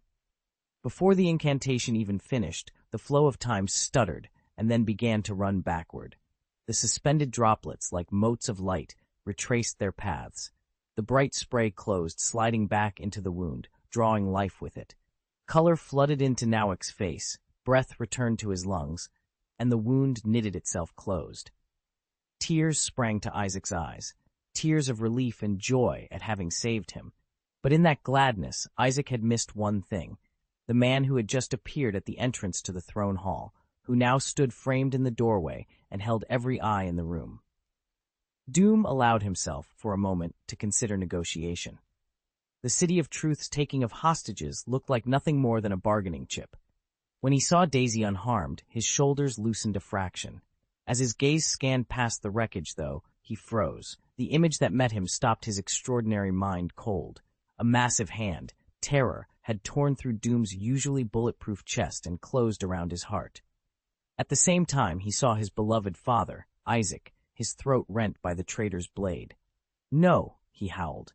The roar that tore from him was equal parts grief and fury, but it did nothing to stop the horror he was watching unfold. Doom's lightning-fast intellect short-circuited. The surge of power that normally ran through his body couldn't erase the impossible sight. Overwhelmed by human sorrow, he acted on instinct and lunged for the throne, desperate to catch his father's falling form. The world seemed to slow around him. Every second stretched thin. Before Doom could reach Isaac, a tall figure burst into the throne hall. He was unstoppable. The priests' faces went pale with horror as Doom's single step shattered the time spell they had woven. Everything became irrevocable in an instant. Doom's power was beyond their comprehension. As one of the few truly mighty entities in the cosmos, his personal timeline could not be easily disturbed or erased. Even a chaos god meddling directly could not simply force reality to rewind again and again until events bent to their will. Time did not bend like that for beings of his scale. Once a choice like this was made, it was fixed, especially when that choice came from someone whose decisions shaped the course of history and decided the fates of countless lives. There was no room for second chances, no space left for regret. Isaac closed his eyes in despair. The tears that welled were no longer the bright sparks of hope they had once been. They were only an endless, aching remorse. The instant Doom set foot in the throne hall, the past was carved into the universe's memory, an imprint that would remain until the moment of the cosmos' entropy. It could not be erased. It could not be reversed. Far beyond the veil of reality, within the roiling warp, Tzeentch sensed the change. The Chaos God's form split and multiplied, limbs of living symbolism sprouting into countless arms as it exulted in the enormity of the shift. Doom's destiny had been altered, no longer the path the gods had planned. A mortal's schemes had sent him down a different road. He threw his arms wide, almost exultant in the upheaval, drinking in the mutability of fate. How constant and yet changeable destiny could be. Everything happened in a single heartbeat, and yet that instant stretched as if centuries had passed. In that unreal second, the fate of the real world was rewritten 1,000 times. Every alternate future that had hung on Doom's choice vanished with King Nawick's death. The matter of destiny was settled. With his last breath, King Nawick had cut away the misshapen branches from the tree of destiny, so his son would have a single, true path. No! Doom's cry tore through the throne hall. The sound was so raw and terrible it struck even the keepers of secrets, the great demons, renting the veil they wore. The Night Watch guises they had assumed were shattered, and filthy demonic bodies spilled forth. Demons! Doom screamed, his grief and fury finding a target at last. The demons had killed his father. Grief turned Doom's killing intent into something almost physical, like a swarm of razor-edged thoughts that locked the demons in place. He moved so fast he arrived before his mind had time to follow. Sharash Hellbane materialized, and before it could steady itself, an iron fist smashed into its head, ripping its ram-horn crown off and wrenching the demonic weapon from its grasp. A savage, rune-laced shield cleaved a Keeper of Secrets in two, and a twin-bladed sword drove through a Slaanesh great demon. The demon, proud of its speed and trailing ghostly after-images, never even sorted which was real before Doom's kick shattered it into fragments and hurled the pieces back into the warp. Before his father's blood had even hit the ground, while the demonic soldiers still reeled, Doom's unstoppable fist arrived, alive with murderous intent. The Night Watch power armor proved paper beneath his strength. One crushing blow to the chest splintered the plating, and the broken shell, man and metal together, was violently expelled out through the back. The Keeper of Secrets, a great demon, stared at the young god with stunned disbelief. It could not understand why the boy possessed such devastating power, while the demon itself proved so fragile. Even without the warp, the ritual sigils etched into its flesh should have offered some protection. By the time the humans and lesser demons in the throne hall reacted, the massacre was over. Doom was already at his father's side. Father! As the surrounding demons melted back into the warp, Ennio's face changed. He cried out and rushed for the throne. In that brief, chaotic instant, Harlan had a clear view of the hall. He ought to have moved to shield Queen Daisy, but a deeper, animal instinct pulled him toward Doom instead. Doom dropped to one knee before the throne. The huge hands that had once felled great demons, as if they were nothing, trembled, uncertain where to rest. His voice broke into a sob. His tiger-like eyes glazed with tears. At last he clamped a shaking hand over his father's throat, trying to staun, the blood seeping through his fingers, blood that carried the last of the old demon's life away. One hand kept the frail body from sliding off the throne.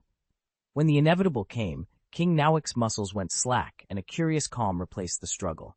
He felt impossibly weak, but lucid, almost painfully real. In that last moment, the god's hold on him loosened, and a father was granted the small mercy of a final thought for his son. "I am proud of you." His lips moved. His throat had been cut, and no sound escaped, but he smiled and formed the words with his mouth. Doom watched as his father mouthed a simple farewell, then closed his eyes and was still. For a long, blank instant, Doom didn't understand. Then the truth hit like a blade. "No, no," he cried, voice ripping out of him. He pressed his palms to his father's chest as if he could force the blood and life back into the body. It was useless. For the first time, he felt a helplessness that cut deeper than any wound. All the power that could stand against gods could not save a mortal's life. Tears he could not hold back streamed down his face.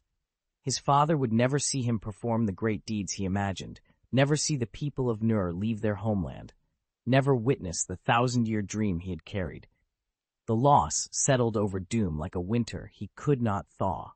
Grief ripped through Doom like a physical blow. He trembled uncontrollably. His eyes were bloodshot and fierce.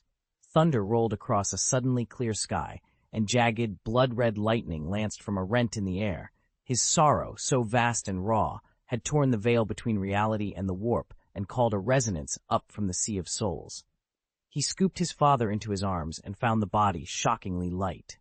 Doom's gaze snapped to Isaac. He clenched his jaw, teeth bared. "I'll slaughter," he began. A weakness washed over him before he could finish.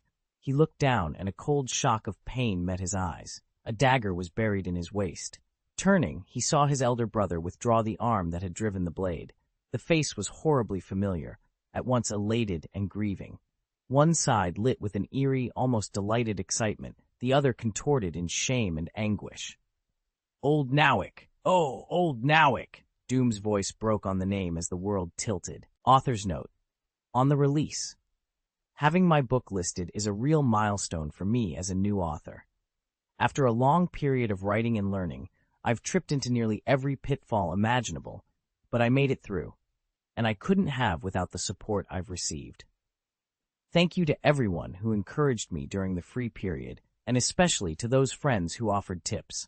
I'm also very grateful to readers who spent their precious monthly and recommendation votes on my work. Your support means you liked what you read. Many of you also gave helpful suggestions and constructive feedback when I ran into problems. Thank you so much for that. Now that the book is listed, I'll do my best to increase the update frequency. A senior author suggested giving readers 10 chapters up front so they can get a good feel for the story, and I planned to do that. But heavy construction right outside my door, they were digging trenches and laying pipes, seriously slowed me down. Regardless, I'm committed to improving both quality and output and to settling into a more consistent writing style. Special thanks to everyone who's helped and supported me. I'll keep working hard. As we move forward together, your votes, and every time you pick up your phone to read, will be the motivation that keeps me going. A silver rune dagger, its blade traced with blue ley lines and set with red, purple, and green gems, slid into Doom's lower back, right below the waist. The blow came from the one he had never thought to guard against, his brother. Ennio, however, was not himself. The Keeper of Secrets had crawled into him, and with a single, sorrowful father and the ghostly soul aura of the dagger's original owner, it drew Doom's attention just long enough. At the decisive moment, the divine artifact gifted by the four gods pierced him. The dagger did not remain, it dissolved, and something else took its place. An entity formed from the four gods' pure malice, saturated with the concepts they had poured into it. That malice surged into Doom's body. The murderous rage that had twisted his face snapped like a brittle thing. He froze, eyes wide and bewildered, as if pleading, "Why? My brother?" The priests moved at once, joining their wills to raise a psionic barrier that slammed shut across the throne hall doors, keeping the palace guards out and buying a handful of vital seconds. Isaac let out a quiet, stunned breath. The Keeper of Secrets had accomplished its sneak attack, but not in the way the Lord of Change's scheme demanded. By striking Doom instead, the plan's fatal course had been altered. King Nawick should have died in that plot. Now, impossibly, he would live. He and Queen Daisy were the strongest chains. Their love was supposed to bind Doom and drag him back to the City of Truth. Nawick's perfectly timed performance had stripped away whatever inscrutable attitude Doom had kept toward the four gods and replaced it with pure hatred. Thankfully, the Keeper of Secrets, which had possessed Ennio, had succeeded. The rune dagger forged by the four gods and clenched in the Keeper's hand let the possessed demon hold its shape against Doom's roar. Ennio's lingering soul kept it hidden long enough to strike at the critical moment. The divine blade, personally wrought by the four gods, would weaken Doom's body and make the psionic teleportation ritual far easier to perform. If they could bring Doom back to the City of Truth, there was still a chance to salvage everything. Isaac stood with the priests, chanting the long-range teleportation rites. The throne hall was no place to linger. The guards outside would soon breach the wards, so they had to move as quickly as possible. Harlan and his men were being held off by the Keeper of Secrets. Their priority now was to get the Queen to safety and buy Isaac and the priests the precious moments they needed. The ritual of the four gods was meant to corrupt him slowly, an endless erosion that would wear Doom down until he bent at their feet. He stared in stunned silence at Ennio's twisted face. Sorrow and pain tangled with a perverse pleasure, a half-cry, half-smile that made his skin crawl. When the silver, rune-etched dagger pierced him, it didn't stay solid. It liquefied into a mottled, mercury-like ichor and flowed deep into the wound. Weakness swept over him like a tidal wave. Doom dropped to one knee to keep from collapsing, too weak even to hold his frail father in his arms. The four gods might not yet have broken his will, but their divine instrument was eating away at his flesh. "Do not harm my lord," Harlan roared. He thrust his spear between Ennio's reaching hand and Doom, forcing the traitor back. The spear's glowing blade pointed straight at Ennio's chest. Harlan's face was nothing but scorn and murderous intent. Doom's head was ringing. The world tilted and blurred, alarm bells thundering in his ears as sensations scrambled and every bodily function began to fail. He felt the curse like a pressure under his skin, a powerful, malignant force eating away at him. Two distinct viruses had taken root. The toxins marched through his veins like a swarm of ants, every nerve sending up sharp alarms. His cells fought a ravenous invader, while multiple immune responses battled at a microscopic level. At the same time, a different toxin crept into his nervous system, numbing and rambling his senses, dragging him into bone-deep exhaustion and sluggish reflexes.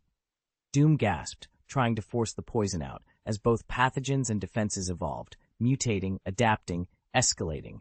It was a savage tug-of-war inside him. Attack met counterattack, neither side able to finish the other. As his thoughts and bodily functions blurred, a tidal surge of rage rose up, shattering the fragile dam of his sanity. He knew the fury wasn't his. It was a trick, the blood god stoking his anger to seize his soul. In an instant, the balance in the throne hall flipped. Doom's power to resist faltered. The priests began chanting, throwing up a psionic barrier that kept the throne guards from entering.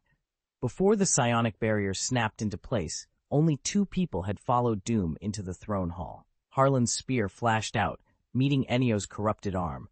The after-image of the spear built an impenetrable wall between them. For the moment, no one could reach Doom until he was brought down. The captain of the throne guard erupted into motion. His halberd was a menace in his hands. Every strike a demanded reckoning for the treachery that had unfolded under their very noses. Members of the royal family abducted, the king they swore to protect murdered. "Let her go, scum," he thundered, cloak whipping behind him as he hurled himself toward the queen, just as a priest reached for her.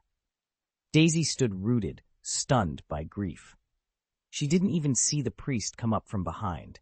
Her husband had told her her eldest son was dead. Then, in the span of a breath, she watched him fall at her feet. The thing that had seized Ennio had already wounded her youngest, and now brothers fought brothers before the throne. The blows kept coming, each one a fresh, staggering shock, and the woman who had once seemed unbreakable swayed, dazed and barely able to stand. Her emerald eyes were dulled, as if dusted with ash, and her once neatly tied hair had come loose to fall around her shoulders. Every trace of energy seemed to have been drained from her in an instant. She wore a long blue gown. Her face was pale and numb with grief. She looked like a lone boat in a storm, about to be swallowed by the next rising wave of emotion. The guard captain's roar snapped through the chaos, and Daisy shivered, roused from her despair. As she took in the scene, she made her decision. When she saw the captain charging toward her, she shook her head once and, without speaking, pointed toward Doom, her son, who was propping himself up with trembling hands, trying to stand. Daisy didn't need words. She simply mouthed a command, and the throne guard understood. "Humph," came the captain's muffled reply, and he obeyed without hesitation. He unleashed the sudden stop maneuver, known as restraint. In an instant, the attack was checked.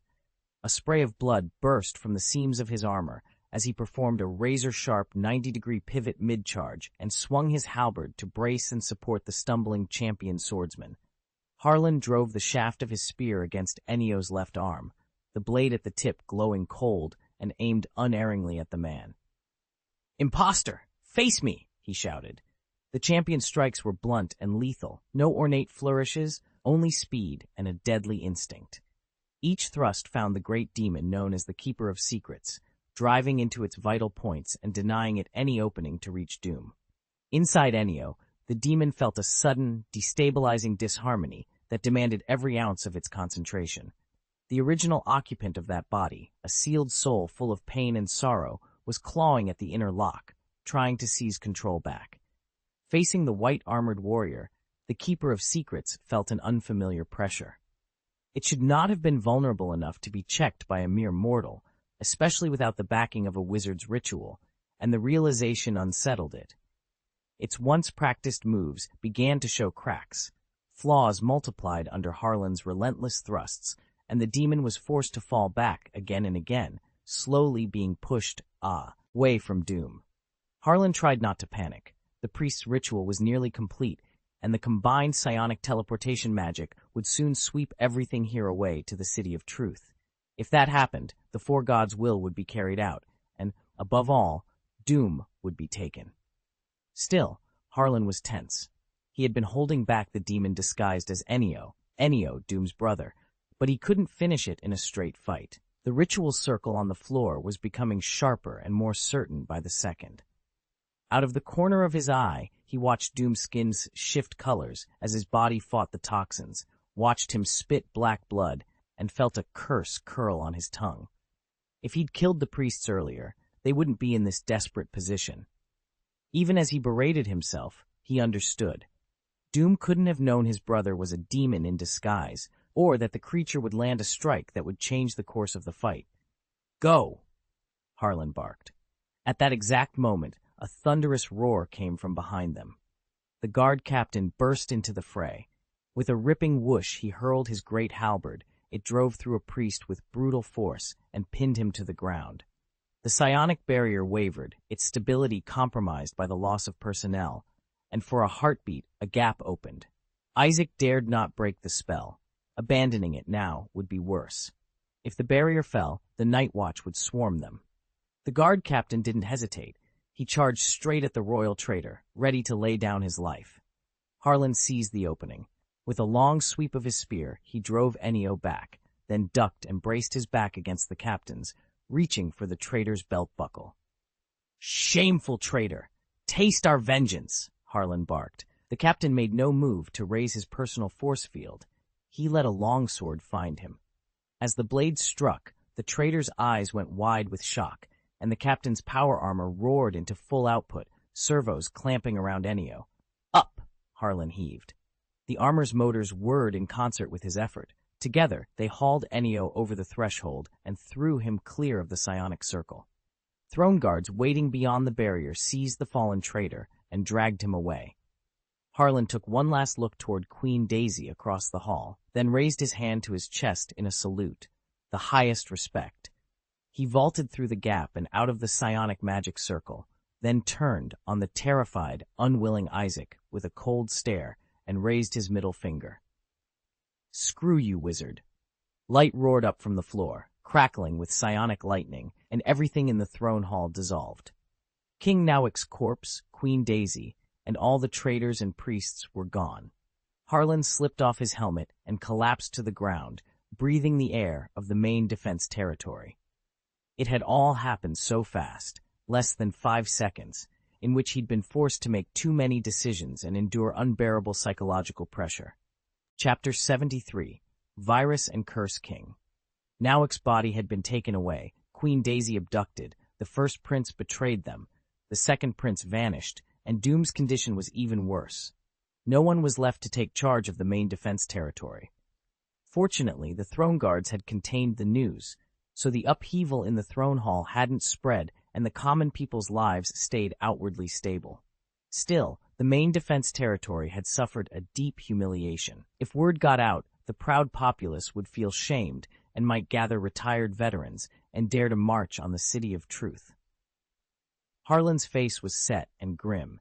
He leaned against the entrance of the medical hall, arms crossed over his long spear, watching attendants go in and out. He'd been pushed out of the infirmary. This was a rare moment of calm. Doom had been carried in 30 minutes earlier. The healers had tried every remedy they knew, but they still couldn't stop the poisoning reaction. Even the ancient, priceless panacea, the relic said to cure any illness, had been used, but it only bought a brief reprieve. The poison in Doom's veins flared back as soon as the medicine faded. It behaved as if it had a will of its own, constantly mutating, learning, adapting to every countermeasure.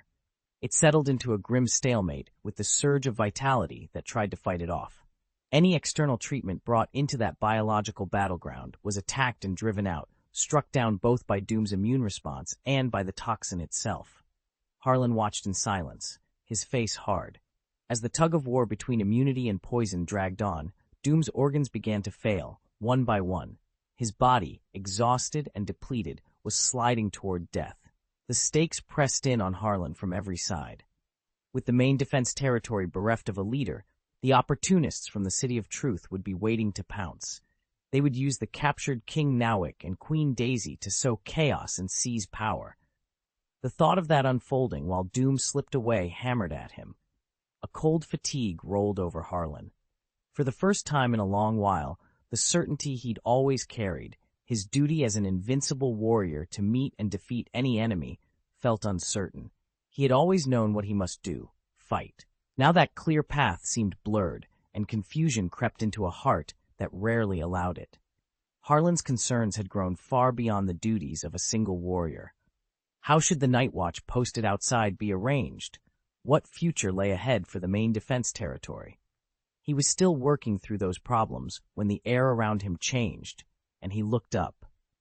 The heavy knot in his chest loosened. A man in a blue civilian robe was coming toward the medical hall, escorted by throne guards. A gold signet ring bearing the royal seal shone on his left hand. His thick brown hair curled around his head like a lion's mane, and he moved with a restless urgency. It was the long-absent second prince, Flano Novik, and his face was taut with anxiety. Flano hurried at the head of the procession, protected by a phalanx of guards. With the king and queen gone, the first prince having defected, and the third prince lying critically ill, they could not risk another accident befalling the only remaining royal. Flano's emerald eyes, Daisy's eyes, caught Harlan, who had been braced against the wind and lost in thought. Ignoring the usual formalities between monarch and subject, Flano pushed forward and crossed the distance toward him. He had just been released from a stasis field. A vague command hummed at the edge of his mind, propelling him onward. His father had given him one simple instruction: enter the stasis field and sleep until the moment he woke. He hadn't known when that moment would come, until now. The instant his father's heart stopped, the stasis field automatically released, and the motionless sleep pod opened, pulling him back to consciousness. The throne guards stood by and filled him in on everything that had happened in the world while he slept. As the pieces fell into place, Flano realized his father had put him into suspended time precisely to avert the crisis that had just unfolded. "Find the fastest mount," he said. Flano was the second prince, gentle by nature. Though anxiety pinched his features, his voice remained warm and steady, like polished jade. He gave the order with the quiet authority of someone used to being obeyed. He nodded once to the champion swordsman and led his guards into the medical hall. Harlan's eyes brightened. The gloom that had clouded his face eased visibly. An order suggested a plan, and in the royal family, plans were rarely without options. Perhaps there was a way to stabilize Doom's condition yet. At Flano's command, the champion swordsman needed no time to think. He shouldered his long spear and hurried for the armory. Senna, Flano's dear brother, kept some private treasures.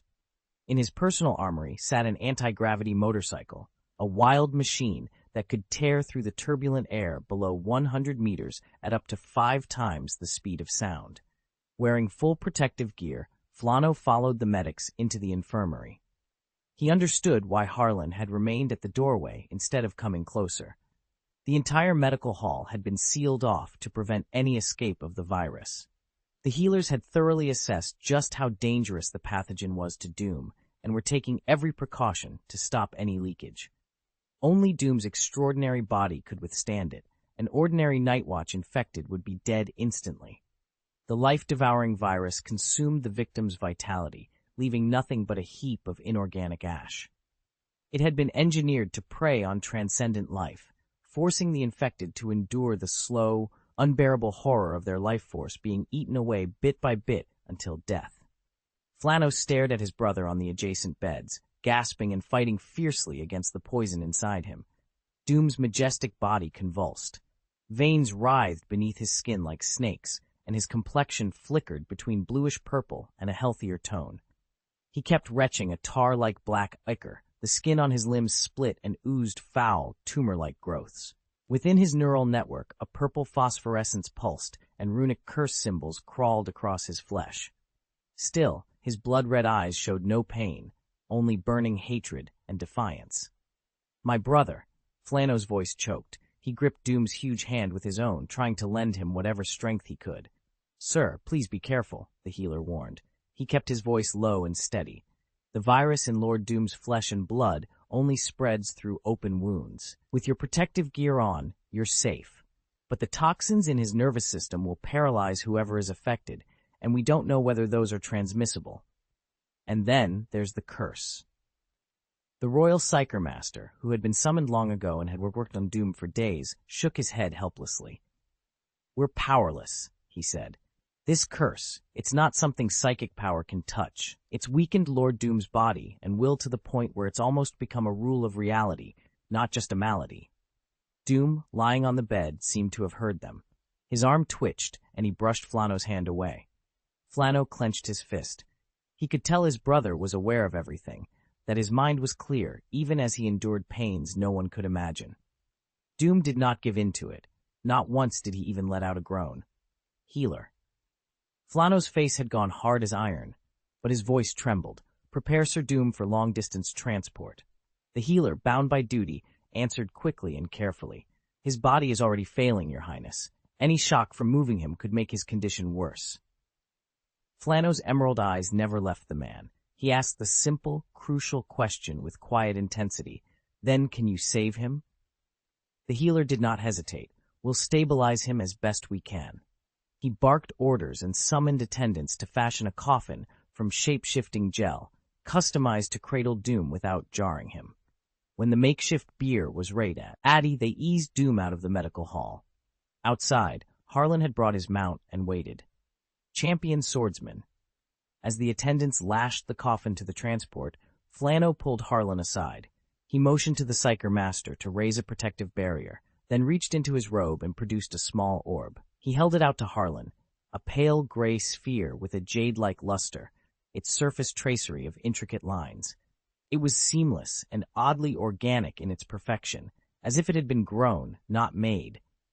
Harlan frowned when the orb was placed in his palm. He had the odd sense he'd seen it before, but the memory wouldn't come. Take it, Flano said. Harlan turned the jade-like sphere over in his hand. It looked heavy, but when he tested its weight, it felt almost weightless. What is this? Flano shook his head. He genuinely didn't know the orb's purpose, only that his father had left one instruction. If Doom suffered an accident, following the orb's guidance might be the key to saving him.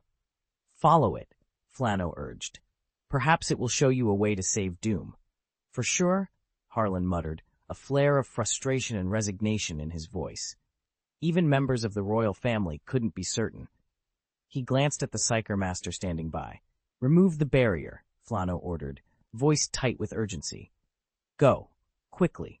Doom's life is in your hands.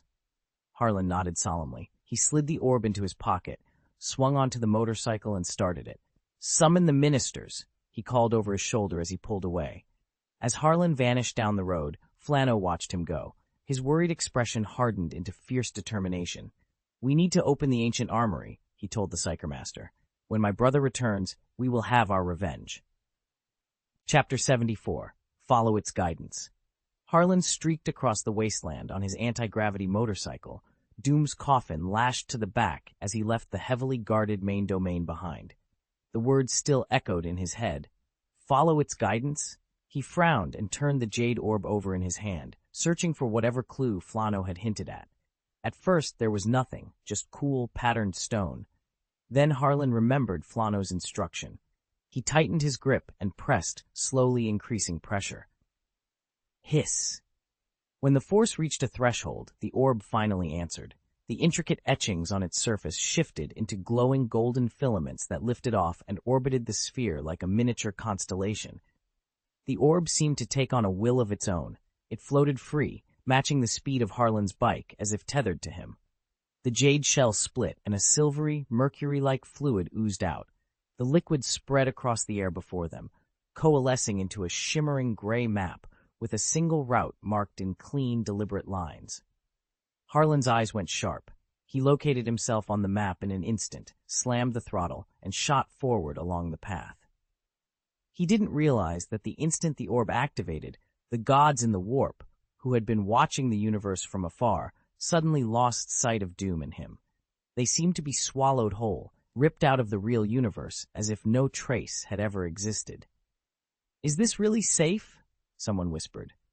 The young Slanesh answered with a strange ritual gesture. He drew his tongue across the air as if it were a pen, inscribing the demonic true names of Sharash and the other keepers of secrets.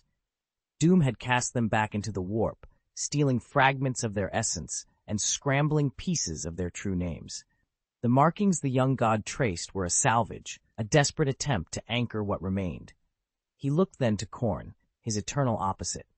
The Blood God had been the first to meet Doom, and could not have failed to notice that Doom bore the authority of a true god, the power to erase a demon's true name.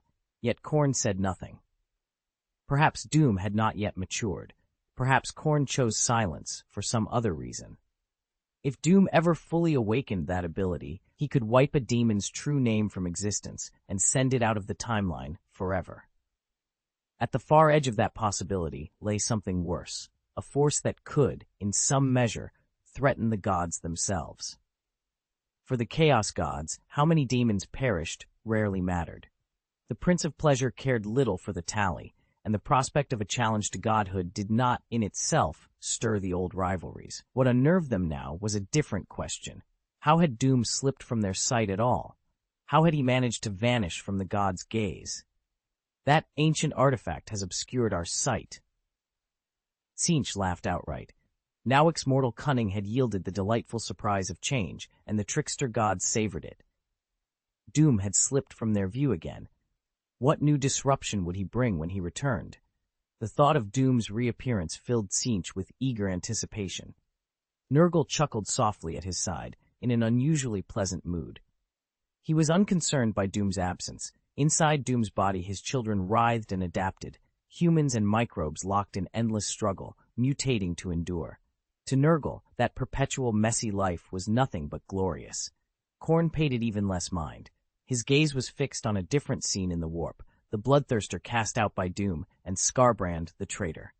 The Blood God busied himself training his legions, biding his rage for the next savage, glorious battle.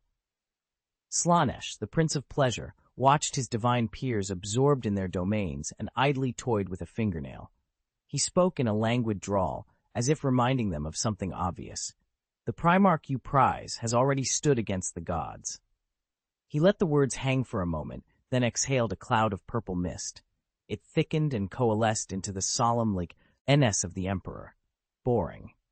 Tzeentch's interest vanished in an instant. His vacant gaze, the same cold disdain he reserved for Chaos Spawn, drifted over the Prince of Pleasure's languid form, then he turned and left. He had no desire to explain himself to the youngest god. Mortals have humanity, gods have divinity. The two are not the same. Men clash out of need, pride, or simple opposition. Gods contend over authority and the shape of fate. You cannot use the thoughts of mortal minds to measure the actions of immortals. The conflicts gods stage are deliberately chosen displays, performances, not proofs. The so-called rivalry between deities is little more than a segment of the great game, a necessary mechanism that nudges destiny toward its appointed end. Their struggles in the warp are pastime. Their meddling in the mortal realm is whimsy, amusement watched from afar as ants tear each other apart. If Doom becomes a god, if some god in human skin ascends, it changes nothing fundamental. It only adds 2 more players to the table, more pieces on the warp's chessboard, and a little extra entertainment for those who play the game. They were not gods yet. They were still ants under the thumbs of gods who toyed with them for amusement. Only by becoming a god, or at least approaching godhood, could any of them claim the right to oppose the gods. The Doom in his current state was nowhere near that threshold. Khorne and Nurgle exchanged looks of barely concealed disdain and let their attention drift back to their own domains. The Prince of Pleasure, the youngest of them, still did not fully grasp the rules of the great game. To him, everything could be both meaningless and meaningful at once. The gods loved the complexities. The more players involved, the richer the spectacle. What did it matter if Doom wiped out a few daemons? The warp teamed with them, endless, replaceable. And if Doom slipped out of the god's sight for a time, they knew he would only return later. A temporary deviation from some plan was nothing. Before he could stand beside a god, an infinity of schemes would be arranged around him. None of this meant they hated him. On the contrary, the gods loved Doom in their own ways. Khorne loved the fighter that mirrored his own relentless ferocity. Tzeentch delighted in the twists of fate Doom might bring, unpredictable, entertaining. Nurgle warmed to the stubborn, roiling life force that refused to die. The Prince of Pleasure took pleasure in everything and everyone. It was precisely that love which made them so careful, so patient in their machinations to possess him. Opposition? The word had weight only for those who could stand on equal footing. For now, to the gods, such a thing was laughable. The gods were enjoying themselves. Each new twist made their game more entertaining, and they were growing strangely fond of him. Harlan, of course, had no idea. 4 gods in the warp watched as he followed the map's instructions and rode his anti-grav motorcycle toward his destination, the Crystal Mountains. The Crystal Mountains were the most mysterious feature of Nur, older than human settlement by tens of millions of years. Massive ranges of glittering spires stretched across the planet like a frozen sea, their extent seeming to have no end. Early colonists learned how to exploit the mountains' bounty, but never understood how they had formed. To those who found them, they felt like a gift from the cosmos, an extraordinary resource that any intelligent species could learn to use to amplify its power. At the heart of the ranges lay the null crystal, a substance that appeared inexhaustible. Its strange lattice absorbed stray cosmic rays and, through some mysterious conversion, increased its physical mass. The map pointed deeper into that luminous maze, so Harlan slowed as he threaded his way through narrow ravines and between towering crystal spires. He kept his speed down for good reason. Excessive compression of the formations could trigger the mountain's unique disappearance phenomenon, where stressed growth, styles simply vanished, and no one could say what lay behind those sudden voids. Reality looked like a mirror sliced by crystal light, the rifts so thin, almost two-dimensional, that they were nearly invisible. Anyone who ran into them met one of 2 fates. They'd be sheared by a dimensional tear, their body broken into pieces that could, at least in theory, be reassembled, or they'd be swallowed whole and spat out into some unknown alternate plane, lost for good. Sweat beaded on Harlan's forehead, but the servos in his power armor regulated the interior humidity so the suit never turned clammy. If he hadn't had the little orb with its gray, viscous core, a detection system keyed to the crystals, the constantly refracting light would already have cut him to ribbons. He was grateful for that luck, and even more grateful he hadn't run into a crystal symbiote Nur's top predator. Who? A long, high cry rang out, like the chime of colliding crystals. Harlan swore under his breath. He didn't need to look back to know what had picked up his trail.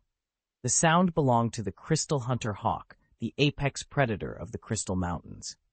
It was a singular, almost incomprehensible life form, entirely composed of the purest null crystal, its true size unknowable. The Hunter Hawk was not simply a 3-dimensional beast. Its majestic body flowed through multiple dimensions, and when it chose to manifest in 3 space, its scale obeyed its will. It could swell to a hundreds of meters wingspan that blotted out the sky, or contract to the size of a human fingernail. Impervious to damage from 3 or even 4-dimensional attacks, it could also perform short-range dimensional jumps to close on prey in an instant.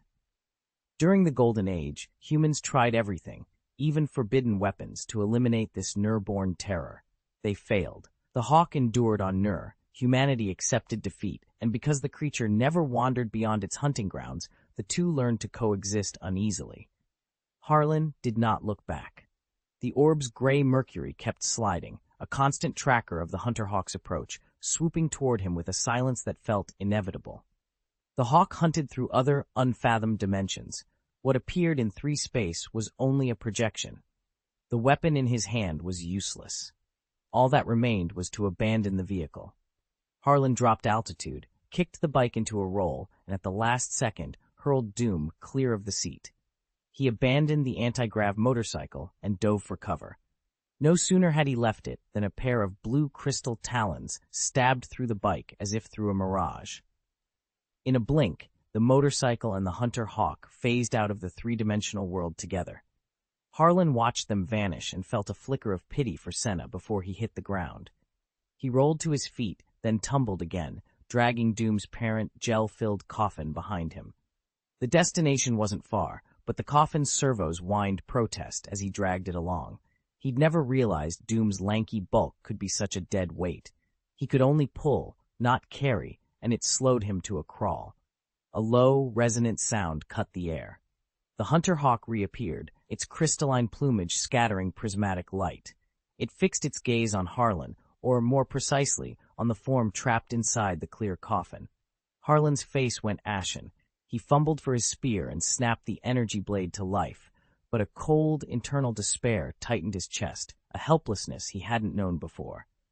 "Relax, young man," came a voice. "It's just curious about the person in the coffin." The voice sliced through the dark like a bell. For the first time since he had stepped into the chamber, Harlan felt the panic inside him settle. The tightness in his chest loosened, the tremor in his knees stopped. He turned. A giant toad filled the mouth of the crystal cave, as improbable as a dream. Its skin shone with a wet, glassy luster, facets of the cave's light catching on it and scattering into faint rainbows. It sat on its haunches like some absur, guardian, not more than a few paces from the coffin, and it spoke without moving its throat, its voice deep and strangely melodic, as if every syllable rang from some hidden chime. Harlan blinked hard, trying to reconcile what he saw with what he felt. The voice had dispelled his fear, but it had not explained anything. He swallowed and asked the only question that made sense. "Who are you?" The toad cocked its head. "Names are for those who change," it said. "I am what was left when the cave remembered itself.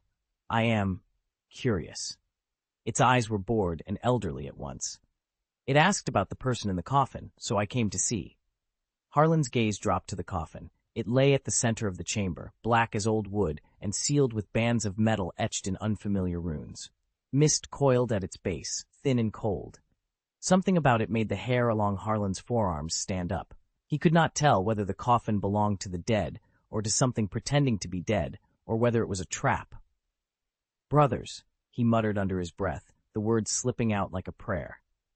He wasn't sure who he addressed anymore, whoever had sent him on this stupid errand, his own worn-out sense of duty, or the memory of comrades he could no longer count on. "I can't." The sentence died in the damp air. The toad croaked softly, a sound like a struck glass tone. "Curiosity is not a sin here," it said. "It is a hunger, and hunger does not ask permission. Tell me, little listener, what do you know of the old Terra Titan?" Harlan felt a cold behind his teeth. The name prickled at the edges of memory. Stories from the frontier, whispered in taverns by smugglers and veterans. A pilot, they said, who had walked away from the engine rooms of a walking god and into a storm of decadence. A legend who stared too long at pleasures not meant for mortal minds. "He defected," Harlan said before he could stop himself. The words were rough. "To Slaanesh." Saying the name aloud felt like shaking a bottle of ink, dark and staining. "They say he became a noise marine." The toad didn't move, but something in the cave shifted the air. For a heartbeat, Harlan tasted metal and old oil, heard the distant, unbearable keening of a siren. It was a sound that was not a sound, layers of tone stacked on top of each other until the mind struggled to pick a strand and unravel it. It made his teeth buzz. The feeling hit him like a hand to the skull. The noise, if that was what it was, pooled behind his eyes and flooded his thoughts. Snatches of color and cadence chased one another through his head. The clatter of gears, laughter turned to static, a whisper that promised everything and meant nothing. Harlan grabbed his temples to steady himself. The chamber tilted. "Steady," the toad intoned, rhyming words like a bell. "It remembers. The coffin remembers. So do you now. That is why you are stumbling in your own memory." "It's—" Harlan pressed fingers into the bridge of his nose, his heart hammered. The noise did not stop, but the toad's voice cut through it, patient and oddly charitable. "Why would a pilot, why would any creature, be put in there?" "Because some things are too loud to live with," the toad said simply. "Because the world would unmake them. Because those who would worship the sound itself drag their converts into cages of silence afterwards." It blinked slowly. "Because curiosity brings them to the coffin, and curiosity brings you to their door." Harlan tried to think of a single clear memory, a face, a name, a single sentence that hadn't been tangled by the noise. But every image dissolved into another sound. For an instant, he felt outside his own thoughts, an observer watching a self-fray. He could not even be certain how he had come to write down the first thing he'd ever written about this place. The chronology of events had become a brittle thing, snapping at the edges. The noise pressed again, a tidal wave of harmony without cadence. He squeezed his eyes shut and counted 1, 2, 3 until the rhythm steadied his pulse. When he opened the toad was still waiting. Nothing about it seemed hurried. If the cave was a clock, the toad was the tick between seconds. "You can open it," the toad said finally, "or you can walk away. Either path will tell you something different. The coffin is curious, as I said. So are you." Harlan looked at the coffin, and for the first time since the voice had spoken, he felt a clear, bright thread of intent running through him. The fear had been washed away and replaced by a sharper thing, plain curiosity, brittle and uncompromising. He stepped forward. The noise throbbed at the edges of his hearing. It was a presence now, like a shadow at the corner of the room. He reached out and laid his hand on the lid. The wood was warmer than he expected. It thrummed faintly beneath his palm, as if something inside had been listening for a hand. The toad watched him, unblinking. "Then listen," it said. "Hear what it will teach you, or what it will remove." Harlan's fingers wrapped around the lip of the coffin. For a moment, everything held its breath. The crystals in the cave, the fog at the base of the chest, even the sound that had been clawing at his mind. He began to lift the lid. The noise rose with him, a single terrible chord that wanted to swallow thought whole. He did not know how the sentence that followed would end. He didn't even remember later how he put those jagged events into words.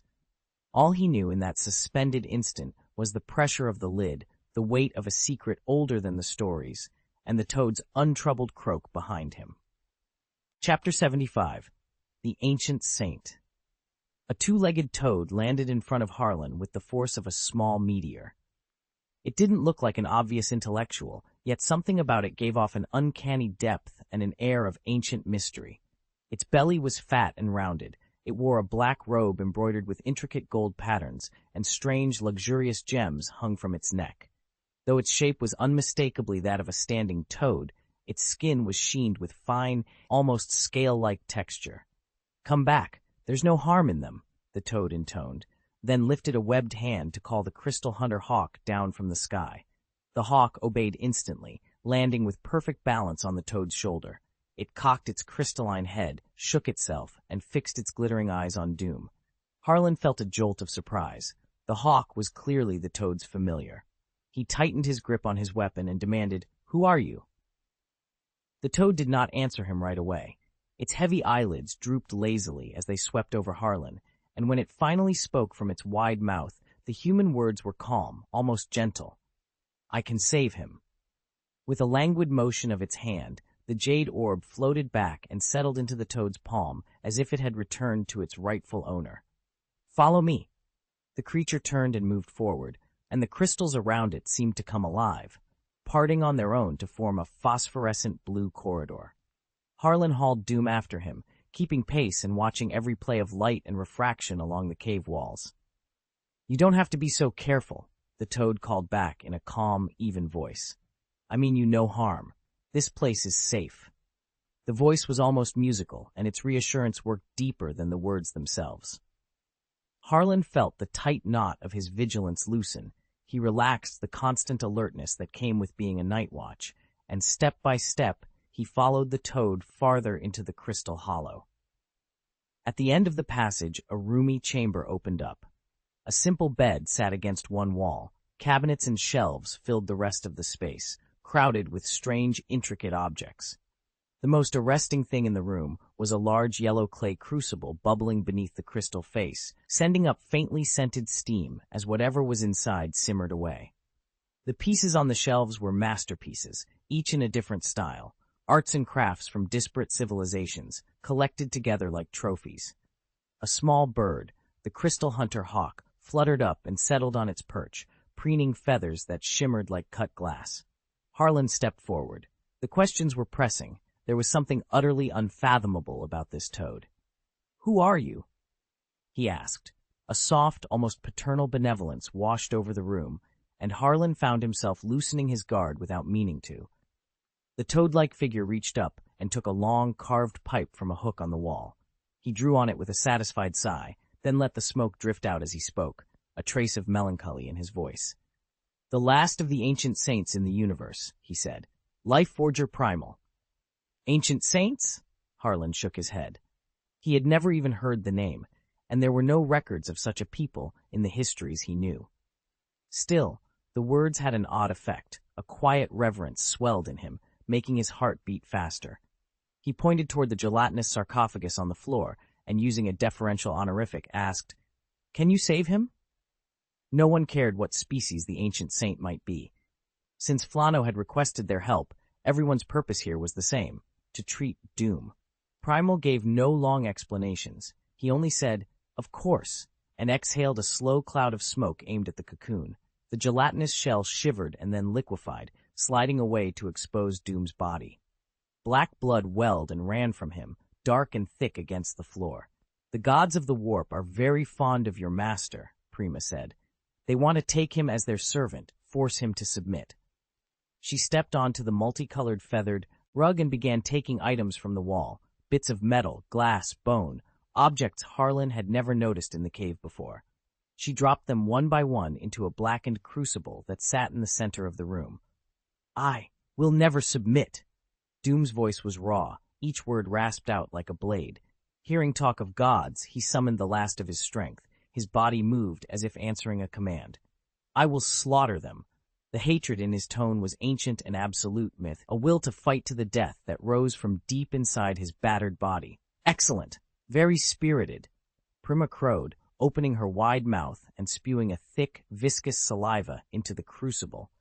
She stirred the mixture with a long spoon, the liquid hissing as it met the other ingredients. "Your spirit is unlike anything I've ever seen, completely untouched by the warp. Even those four foul entities cannot corrupt your soul. At best, they can lash out at your body," she continued. "They hunger for your submission. They hunger for your defiance. They hunger for your choices. They hunger to consume you whole." Harlan stood frozen, barely daring to breathe. He did not want to break the strange rhythm of Prima's work. She moved with the certainty of someone performing a truth she understood in ways he could not. Each ordinary motion, each clink and stir, seemed to carry an indescribable meaning, and Harlan felt as if something vast and terrible had been named in that small, dim cave. It wasn't some parlor trick or the cheap theatrics of psychic powers. It felt genuinely cosmic. Prima stirred the brew, pausing now and then to glide around the crucible in a little dance, chanting syllables that sounded ancient and weighty. Harlan found himself oddly affected by the creature. In its presence he felt a strange, instinctive reverence, even the urge to join in the dance. After a while, the boiling stopped. The ingredients dissolved and condensed into a single, golden, shimmering liquid.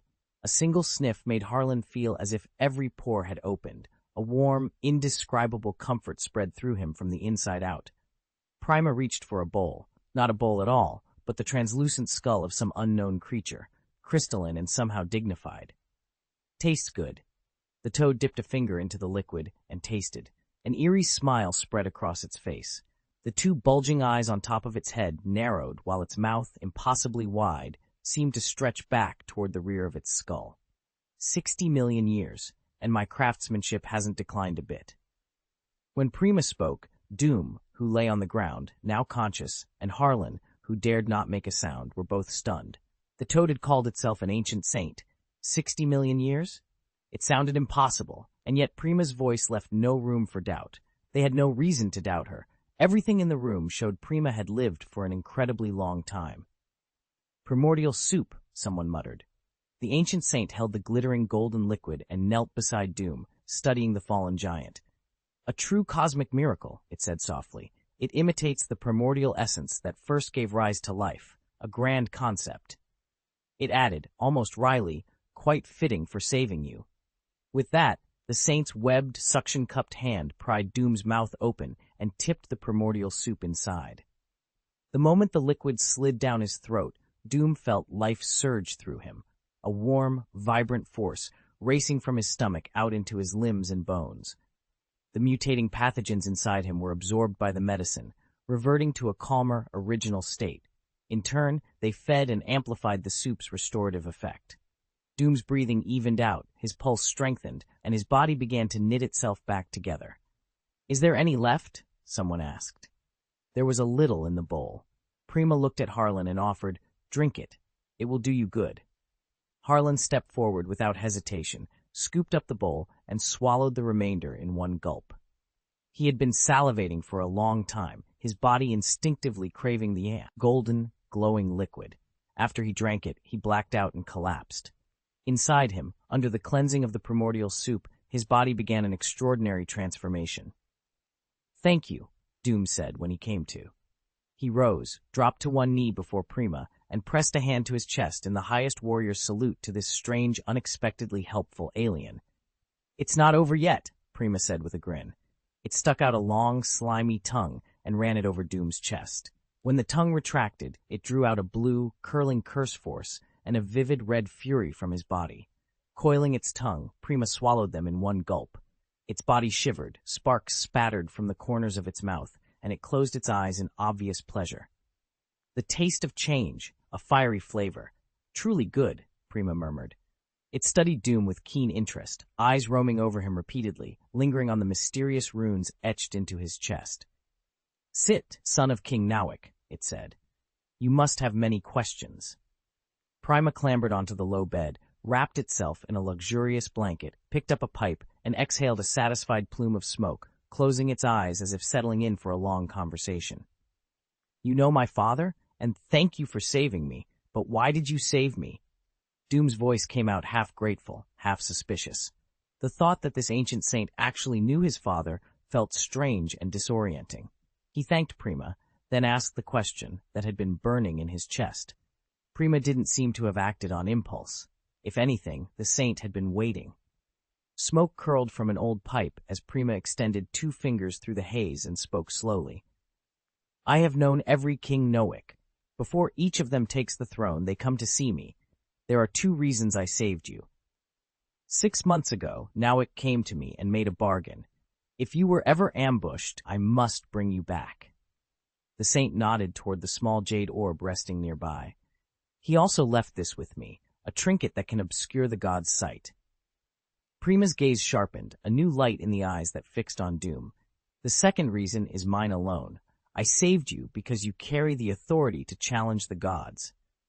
Authority? Doom's brow knit. The word landed differently from the crude talk of power and strength he'd heard all his life. He noticed it immediately. The saint had not said power, but authority. Prima knocked the ash from the pipe against the bedside with deliberate calm, as if the next words were being measured out like tobacco. "There is an authority woven into all living things." Prima lifted her pipe and pointed its stem at Doom. Her eyes were half closed, her voice calm and certain, cut through the silence. "You have that authority. You have the right to challenge the gods." "How do I defeat them?" Doom demanded. Fists unclenched and clenched again as memories of the gods' cruelties flared through him. Rage bubbled up, hot and hungry for vengeance. Prima exhaled. The smoke unfurled and split into a riot of colors, hanging in the air like a living map. "The warp is the source of everything," she said. The Life Forger's round eyes narrowed as she reached into the deepest of memories and began to speak. The true nature of the warp, how the gods were born from it, the essence of the demons, and the hunger that drives them. She spoke of histories washed away by the warp's tides, of the emergence of the 4 chaos gods, and of what the Sea of Souls once was. She told him of the ancient saints at their height, their glory, and how, century by century, they faded. As the torrent of memory poured out, Prima felt it press against her mind. A sting of dizziness nipped at her temples. For a moment she thought, "My head is going to burst." She pushed the sensation aside and kept speaking, letting Doom hear what the ages had to teach. Chapter 76, Past and Present, thanks to Nankei Zui for the tip. Doom listened in silence. The fire of vengeance still burned fiercely in him, but when an elder recalled the history of the universe, his training as a warrior insisted he pay attention. If you want to defeat an enemy, you must first understand them. Gods and demons, nebulous, dangerous concepts, had reached out toward Nur and committed unforgivable crimes. Prima, propped up on the bed, told the story of how the warp had come to be arranged as it was now. She traced the origins back to the clash between the Necrons and the Elder race, a short-lived species consumed by envy of a long-lived one. That envy, at first petty and internal, finally flared into the spark that ignited a galaxy-spanning war. The reason for the war was absurdly simple and poisonous. The Necrons weaponized jealousy to resolve their own internal strife, and in doing so, they made the immortal elders their enemies.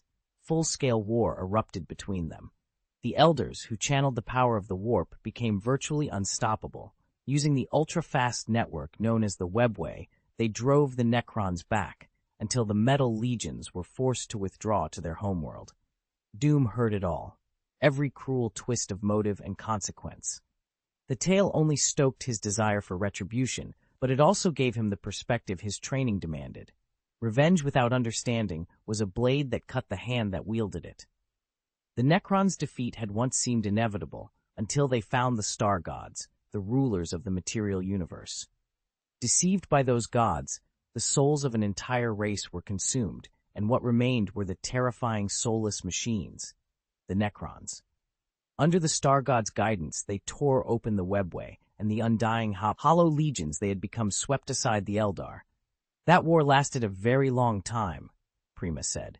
His voice was calm and almost benevolent, but a tremor of regret ran through it. A war long even by the Eldar's reckoning. It stripped the warp of any piece it had left. Doom sat cross-legged on the crystal floor, listening. Prima's voice filled the chamber as he recounted the grand, tragic war in heaven. Doom felt himself drawn into the ancient history. The warp, bereft of the guidance and appeasement my race once gave it, simply rotted, Prima continued. It became a vile place, crawling with filth. Prima pushed himself up on the bed, fine scales rippling over his face as he moved. He scanned the crystalline room, weighing his words with obvious care. Doom leaned forward, every sense sharper, waiting for whatever came next. Doom burned every syllable the elder spoke into his memory, refusing to let a single detail slip. This was too important. The elder's explanation had cleared away the fog that had clouded his path and pointed him in the right direction. He had no reason to doubt it. An elder who had endured for over 60 million years and claimed no kin in the universe had little cause to lie, and in any case, the man had just pulled him back from the brink of death. The elder, Prima, explained the nature of the gods. They were born from concepts gathered in the warp, abstract beings of pure malice, whose very existence was a kind of defilement. They hungered for the souls of the material world. But gods and the warp were not identical. The warp was an all-encompassing realm that could contain anything that entered it, even the chaos and disorder within. Gods were simply the extreme manifestation of that chaos. They existed inside the warp, but they were not the warp itself. To deal with the gods, the warp is the key. Prima tapped his pipe, and the smoke formed a chaotic, eight-pointed star that he twirled into a small, whirling vortex. His large eyes fixed on Doom as he spoke, stern and measured. Boy, you must remember, the warp touches everything. When you fight it, will is the key. Doom sat with the words heavy in his mind, turning them over again and again. Prima's remark was no idle warning. It hinted at deep, arcane truth, etches about how to face the warp. One of them was new to the galaxy. The other had walked it for ages. They fell into a steady rhythm of questions and answers. Doom absorbed every lesson like a searching machine, indexing and analyzing, while Prima poured out knowledge like an endless ocean, reshaping Doom's understanding of the world and his place in the universe. With half-closed eyes, Prima answered patiently, teaching this mysterious demigod the subtleties of will, warding, and the hidden architectures that threaded the stars. In more than 60 million years, he had watched countless rises and falls, but he had never encountered a being quite like Doom. They spoke of many things, the nature of the warp, the patterns that bind reality, and the tools that can shape or sever those patterns. After King Nowik's brief visit, Prima left the cave for a short time. He unleashed the orcs on the nearby battlefield to see how Doom would perform under pressure, an intentional test more than a skirmish. Prima had also once planted a null crystal, a seed of sorts, for the vast webway that spanned the galaxy. He taught Doom about that crystal's role in constructing the webway and the many remarkable applications that grew from it. Each lesson tightened Doom's focus. Prima's teachings were relentless but precise, not just facts, but the reasoning behind them, the ways of bending will to stand against the warp. Legends ran like a thread through their history, stories that stretched from the Elder's Peak, through the tragic war in heaven, to the Elder's fall and the rise of the species they had uplifted. Doom found himself staring at Prima, and the question slipped out before he could reshape it. Was it your people who created humanity? He felt a small, awkward hitch in his chest. The idea that humanity's creators might be spacefaring frogs in ships sounded ridiculous and oddly intimate all at once. Not created, Prima said, correcting him. Her long tongue ran gently across his dry eyelids as she spoke, as if smoothing the wrongness from his mouth. It was a form of intelligent uplift. She looked at him with steady, serious eyes. Our kind has the means to make new races, yes, but we use it with care. Life is a miracle. Even if we can bring a species into being, we must keep a sense of reverence for it. She fixed him with a quiet admonishment. Don't say created. All the races our kind uplifted inevitably declined once they lost our guidance. Prima spoke as he held his pipe, the smoke curling from its stem and taking shape as he spoke, shadowy visions drifting across the room for Doom to see. The Eldari, the Krork.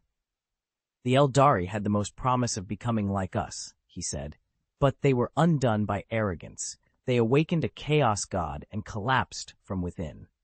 He tapped ash into the tray. The Krork were made to be living weapons.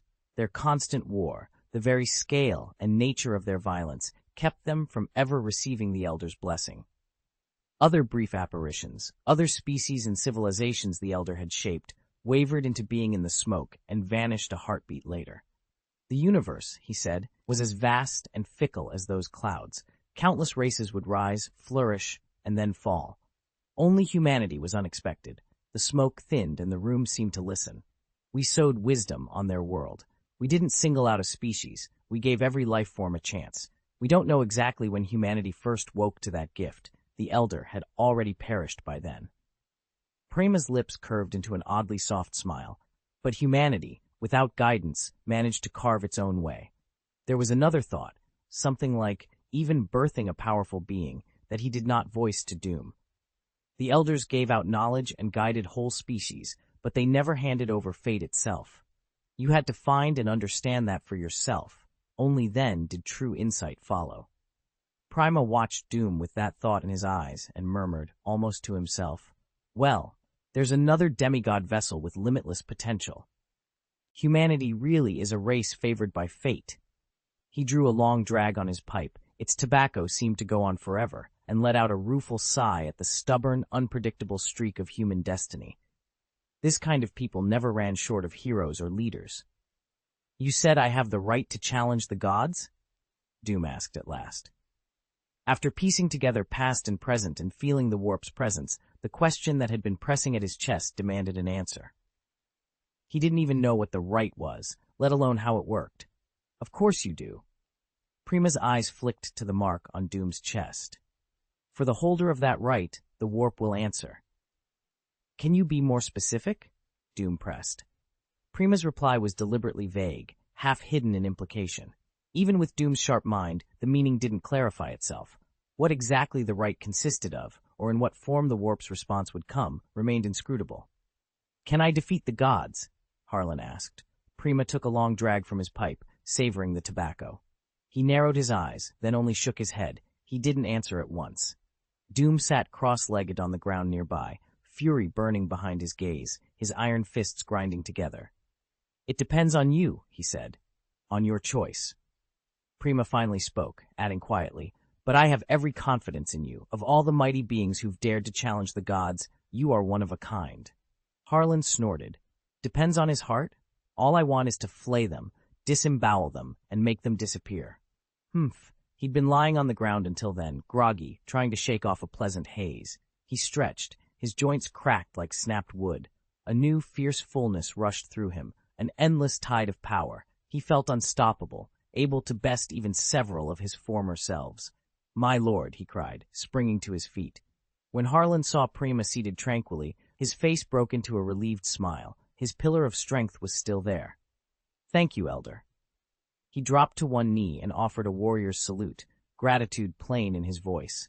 He already knew the Elder's blessing had changed him. A powerful warrior needs a powerful weapon, he thought.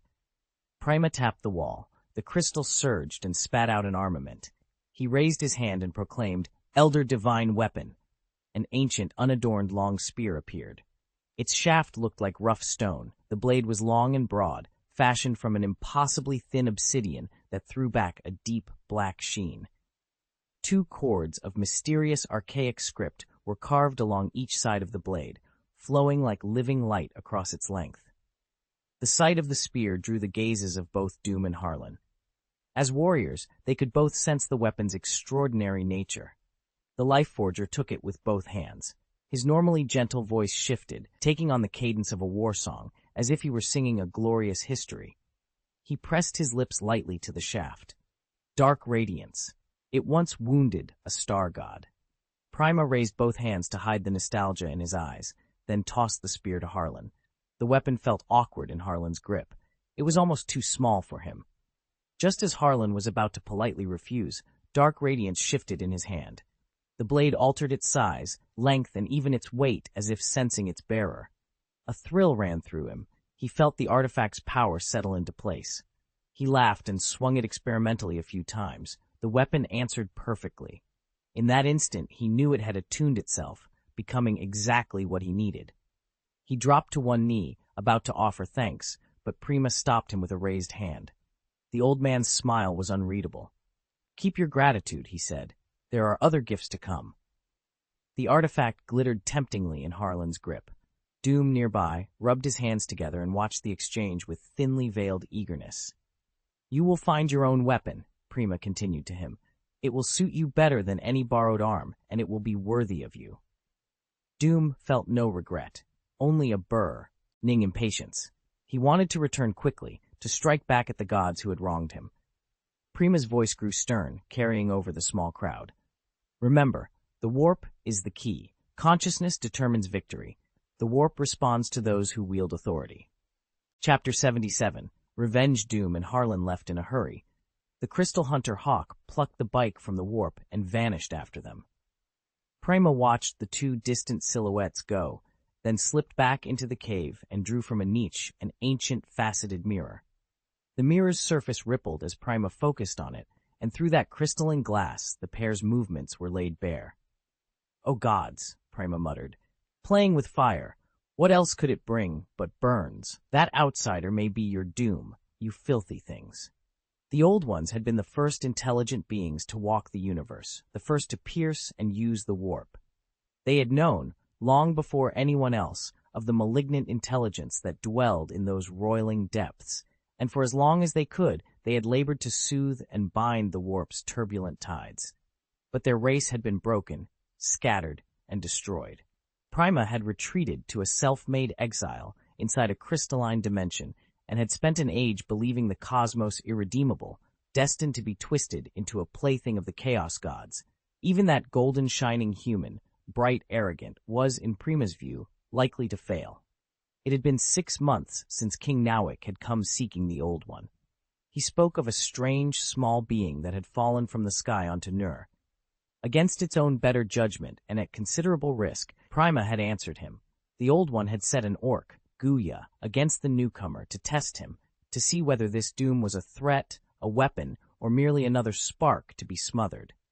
Now, watching the mirror images of Doom and Harlan rushing toward whatever waited beyond the horizon, Prima's worry only deepened. The threads of fate were fraying, and the Old One felt the cold certainty that someone, something, wanted revenge. A runic mark shimmering on his chest caught Prima's attention, a symbol unlike any it had ever seen in its interminable life.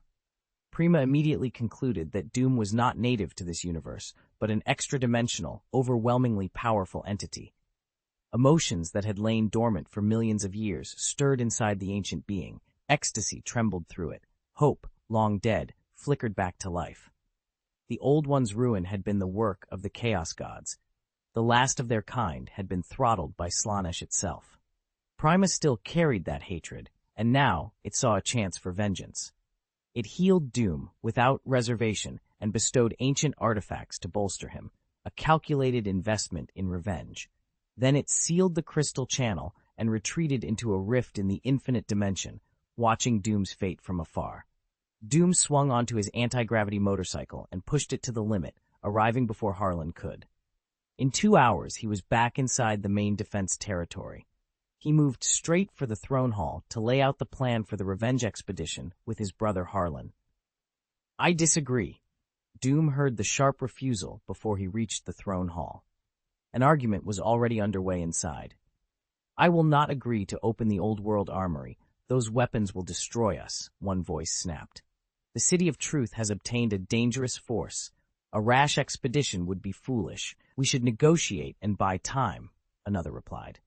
A dark heat rose in Doom. His face closed like thunder. His eyes were rimmed red as he strode forward. Outside the hall, the throne guards instinctively stepped to block him under the shadow of his approach, but Harlan, standing just behind, motioned them aside.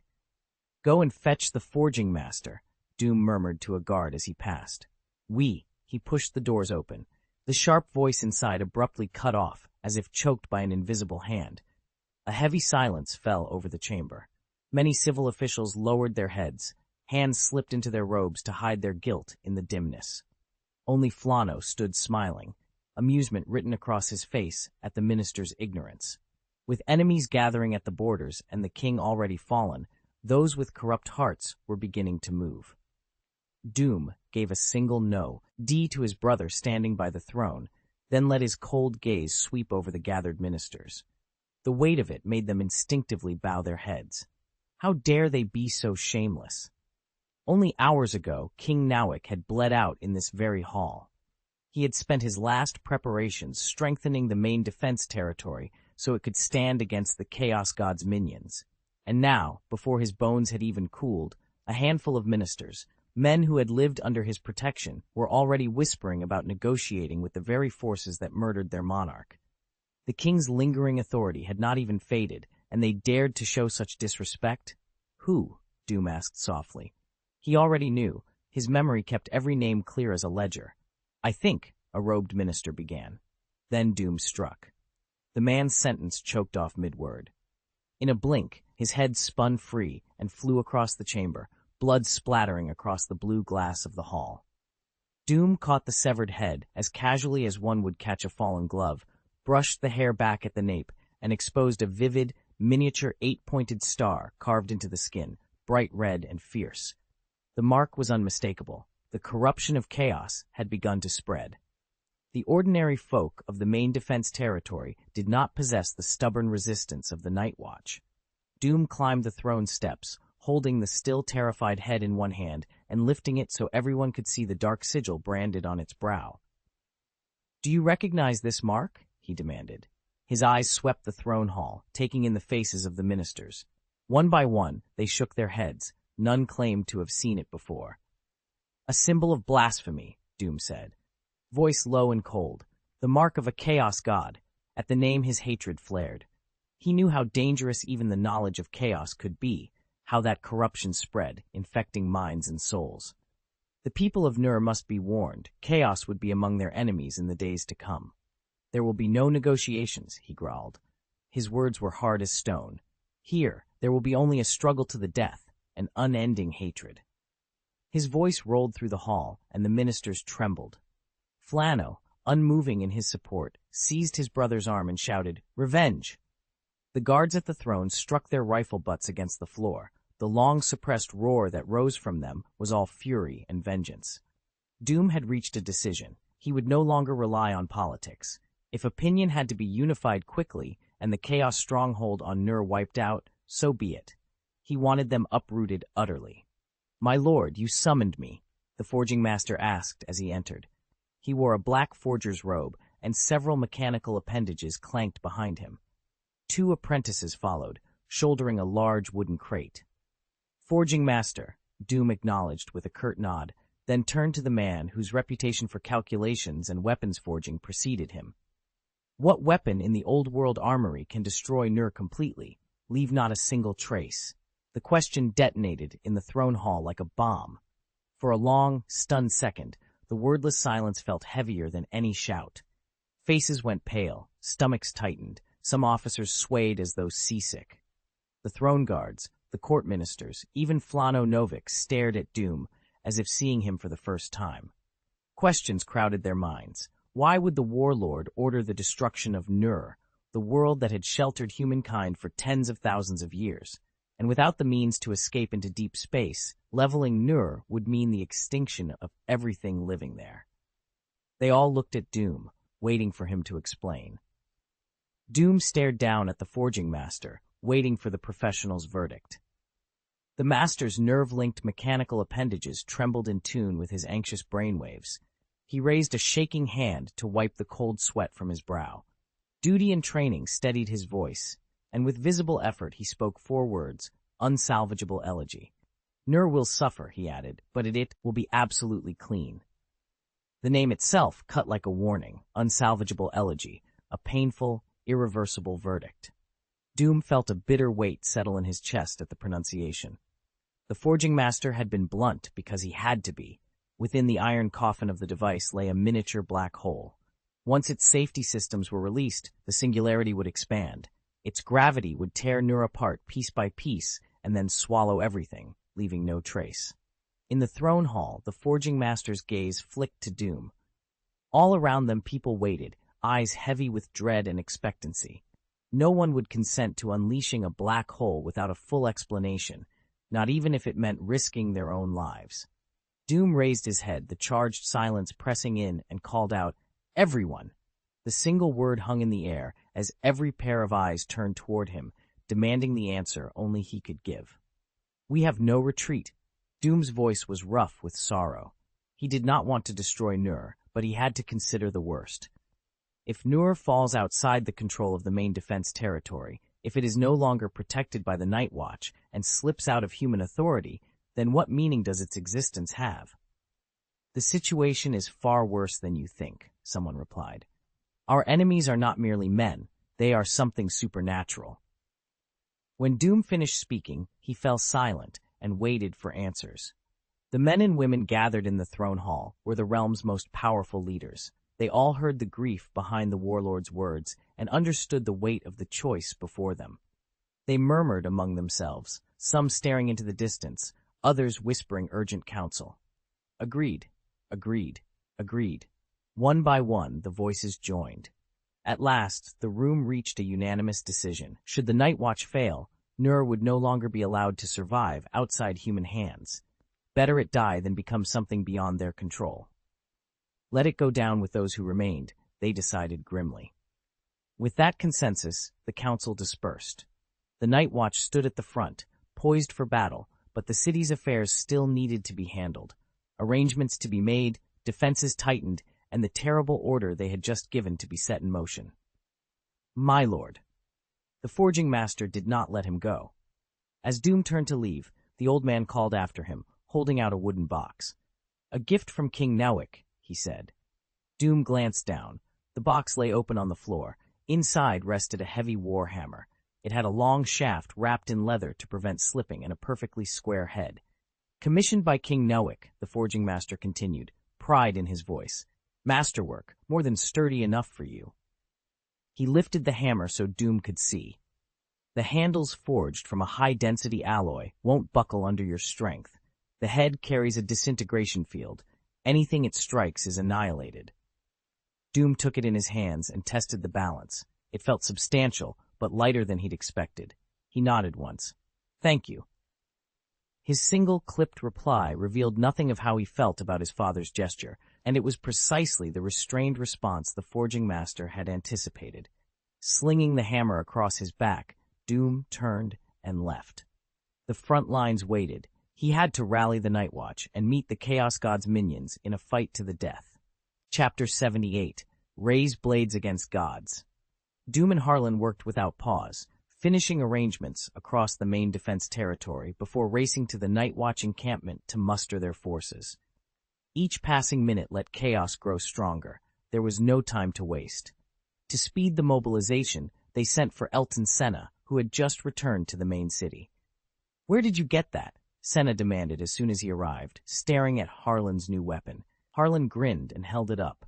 It was no ordinary blade, but a true divine artifact, faintly pulsing with light. He refused to say where it came from, only smirking as he announced its name. Dark Radiance. Senna's green-eyed envy was obvious. With Doom standing nearby, confident and untroubled, Harlan could afford to show off and joke. Senna, unable to hide his irritation, stormed off to contact his own troops. It wasn't hard to reach them. The servants of chaos had consolidated in the City of Truth, sharpening their claws and biding their time, waiting for the main defense territory's revenge. When Doom led his army along the shadow of the train tracks toward the City of Truth, the Night Watch stopped and stared. The city still stood, but it had been transformed into something grotesque. The sky itself had been ripped open, space burned away by the power of chaos, leaving a circular wound in the heavens. From that aperture, a garish, blasphemous torrent of color and sorcery poured down like a waterfall, dripping and streaming into the world below. The great sky pillar, long the emblem of human civilization, had been defaced, its proud surface repainted with the 8-pointed star of corruption. Around the city the land had turned to swamp. Gnarled, tumor-like trees twisted together over choking, fetid water. The air thrummed with venomous insects and the stench of rot. The marsh boiled and churned with a sickly green ichor. Pot-bellied demons, their flesh rotting and oozing, wallowed and sang in the muck, bodies riddled with putrid cavities and bright, crawling colonies of microbes. Even the city's defenses had been perverted. Brass spikes jutted from the smooth stonework, and rivers of molten rock poured from breaches in the walls, turning the ramparts into a scorching, almost impenetrable barrier. On the highest battlements, bloodthirsters flexed and stretched their wings, preparing themselves for the slaughter to come. A pink mist hung heavy in the air, and purple thorns had driven themselves through the city gates, their tips constantly dripping venom. Greater Daemons, keeper of secrets, twisted their sinuous, alluring forms as they patrolled the perimeter, exhaling poisonous haze. The tallest tower of the City of Truth burned with roaring azure flames, gusts of wind carrying sparks of raw sorcery. Lords of Change beat their vast wings, hovering with staves in hand as they chanted the lore of the Lord of Change into the sky. Beneath those towering daemons swarmed countless lesser fiends, each a warped and different horror. On the battlements and below them stood mortal cultists, corrupted by chaos and given over to worship. Horns and spikes sprouted from their flesh, 8-pointed stars had been carved into their foreheads, and their bodies were already losing whatever remained of their humanity. The City of Truth no longer contained any truth, only twisted reality and rampant chaos. Doom stood at the front of his line and watched it all with grim understanding. The priests had been casting without pause, bending this place toward the warp. The demon host of the four gods was now far more powerful than it had ever been before. A flash of blue light danced along the city wall, and in that instant Isaac materialized, teleporting into Doom's line of sight. Even in whatever demonic shape he had taken, Doom recognized him. Isaac's voice, swollen by sorcery, rolled across the City of Truth.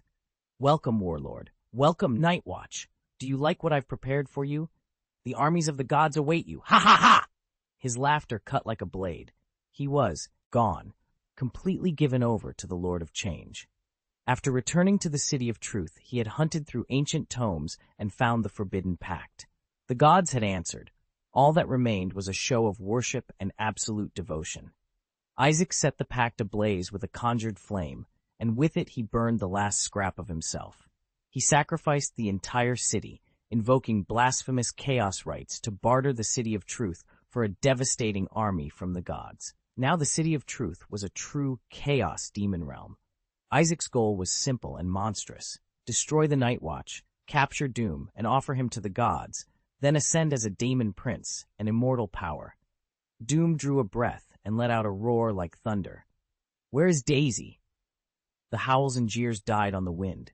The great unclean ones stopped their grotesque laughter, the bloodthirsters checked their bloodlust, Slanish's keepers of secrets froze mid-step, and the Lords of Change, who had hung in the air, hastily descended.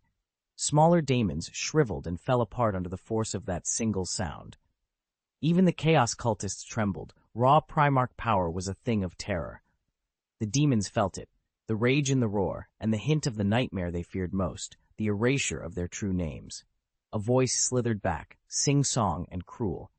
"She's fine. Your brother is with her," Isaac taunted, almost giddy at his own cruelty. The corruption had rotted whatever restraint he once had. "Want to save her? She's waiting for you at the center of the ritual. How will you defeat the armies of the gods and save your beloved mother?" he went on, savoring every word. Doom's face was an unmoving mask. His eyes were cold as iron as he stared at the man who had surrendered himself to chaos. "You'll find out soon enough," he said. Isaac laughed, a high, broken sound. "Heh heh heh, I'll be waiting." With a flash of sickly blue light, the traitor vanished from the city wall. The grand ritual could not proceed without its master. He had to go to preside over it. With the mad Isaac finally dealt with, Doom turned to face the Night Watch. It was time they knew who the real enemy was. He set his warhammer down and climbed a low rise so every soldier could see him. When he spoke, his voice carried farther than any spell, deep, resonant, and almost like a kind of magic itself. "Night Watch," he called. "Do you know what we face?" "Demons," the Night Watch answered in one voice. They had all heard about those foul, supernatural creatures. "No," Doom's roar cut through them. "Demons are only filthy servants." Silence fell as his words sank in. The sound of his voice held an uncanny authority. "It is the gods, the true gods." The men went still under the weight of the revelation and Doom's fury. "They used trickery to kill your king, my father." King Nowik's death had not yet reached the front lines. Shock rippled through the ranks, then turned to a savage, rising roar. "Revenge! Revenge! Revenge!"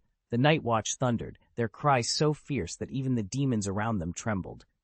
"For 1,000 years we have been the fiercest warriors, the proudest of all. No one can stop us." Doom slammed the disruptor field activator. His hammer snapped to life, tiny arcs of lightning dancing along its head.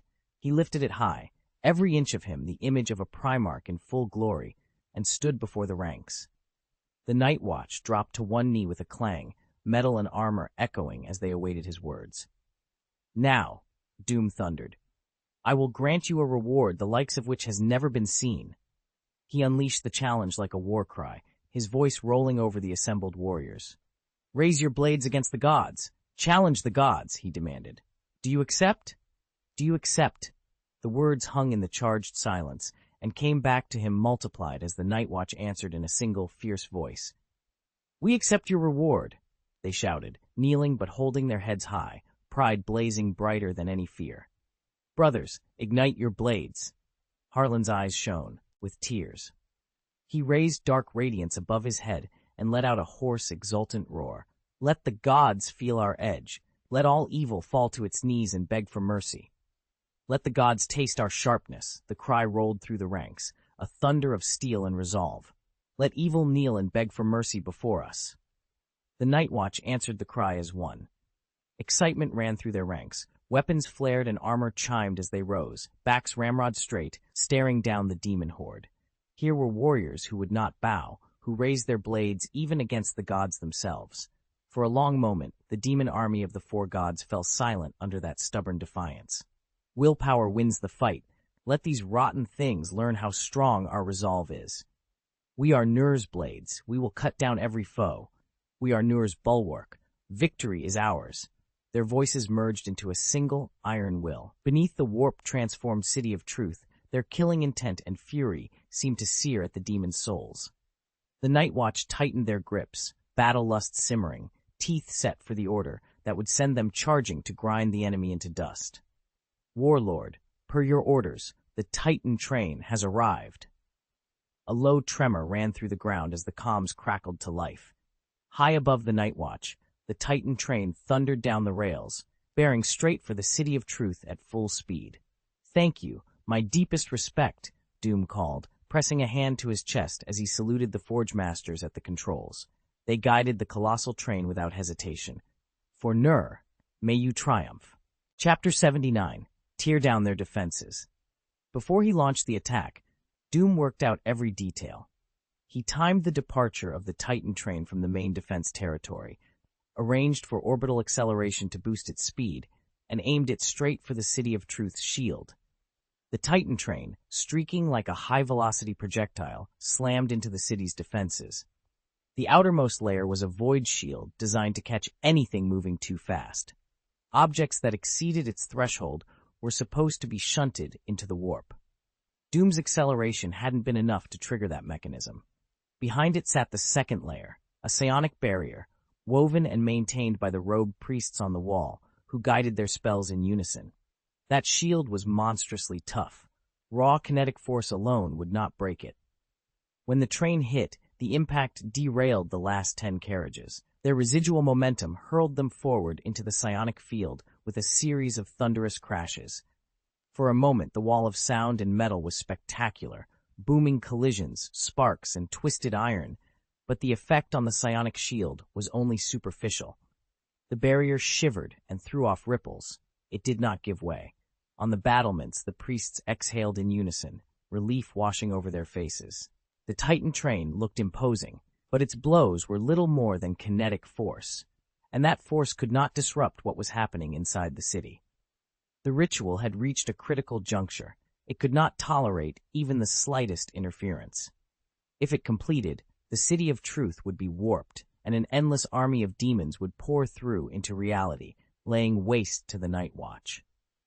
A row of the carriage's half-round shields slipped free and toppled off the train, plummeting into the swamp below the city wall and throwing up stinking clods of rotten mud.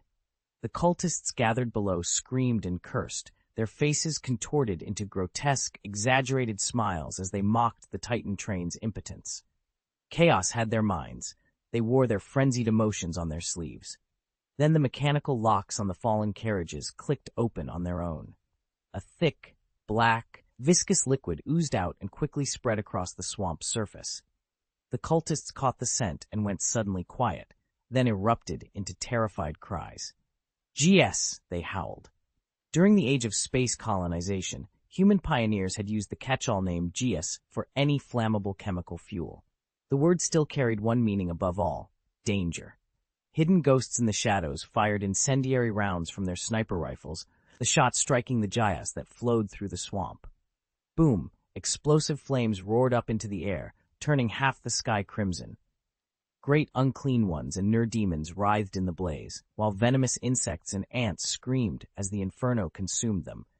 The gnarled, interlaced branches of ancient trees were roasted by the incendiary fire. They dried, split, and fed the growing sea of flame. The firelight threw an orange-red glow across the Night Watch's white armor as they watched the inferno without pity, listening to the demons' screams and wails. Doom had done his homework.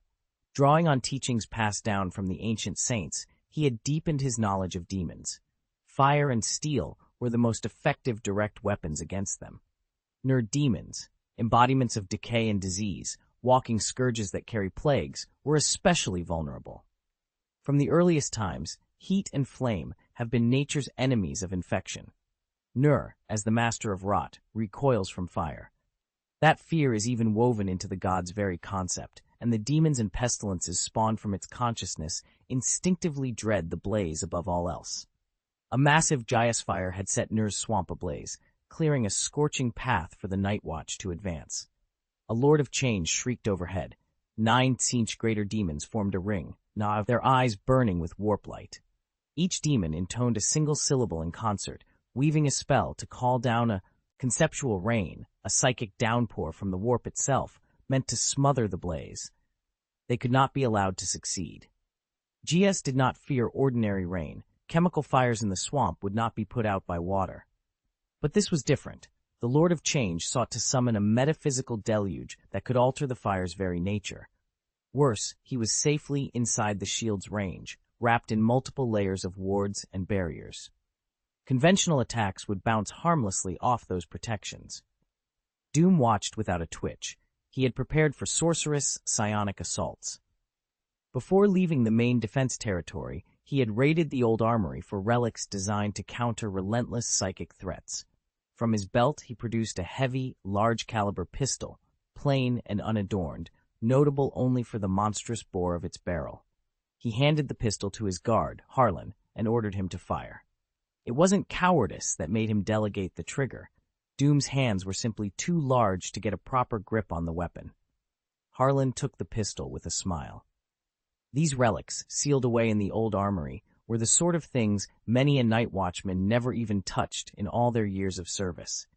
You didn't need marksmanship or range. You simply raised the weapon, pointed at the target, and pulled the trigger. Click, click, click. There was no thunderous report, only the clean, empty sound of the trigger. High above the city of truth, the 9 Lords of Change didn't scream. Their bodies collapsed and plummeted from the sky. The pistol was an automatic smart gun, an almost unknown conceptual weapon. Its user only had to see the chosen target in their field of vision, raise the gun, and fire. The weapon's guaranteed hit principle caused the projectile to materialize inside the target's brain and detonate. With a literal 100% hit rate, escape was nearly impossible. Paired with soul-shattering bullets designed to tear through psionic defenses, killing demons became shockingly simple. The demon's protective spell was broken. The psionic backlash tore their slender throats apart, and they exploded as they fell above the City of Truth. Psionic energy is wildly unstable, and in the warp it becomes dangerously amplified. Power like that carries an equal measure of backlash. The failed psionic spell detonated overhead with an empty boom.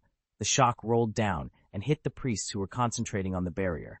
Blood trickled from their mouths and noses, their focus shattered. The psionic shield collapsed at once. "Night Watch, charge with me! Tear apart their defenses!" someone shouted. Doom answered the call himself. He roared and hurled himself into the breach, leading the Night Watch. The swamp around them steamed and boiled under the Gias flames. Heat washed across the cracked ground, and sparks flew where boots struck soil. The Night Watch surged forward in his wake, following each heavy, controlled step. Doom fought to keep his berserk instincts chained, steering the pack's fury into a single, disciplined strike. He swung his warhammer without engaging the troublesome disintegration field, no need for that complication, and crushed cultists into bloody pulp beneath the impact. Harlan moved at his shoulder, the dark glow of his divine artifact pulsing with every step. His broad blade sliced through the cultists even more cleanly than a dimensional light blade. With each foe that fell, a pulse of vitality was siphoned back into him. Harlan felt no fatigue. After drinking the primordial soup, his bodily functions had been dramatically enhanced. His power as a champion swordsman had jumped several levels overnight. The Night Watch's spearhead charge was razor-sharp, and the two at its very tip were unstoppable. Cultists and daemons who blocked their path were impaled and left behind as the pair drove forward. The intensity of their battle mind wounded the daemons, and the steel of their will made the warp itself shudder. Their formation held perfect. Their momentum could not be broken. The heavy infantry flowed like a tide of iron, trampling enemies beneath their feet and leaving only broken bodies in their wake.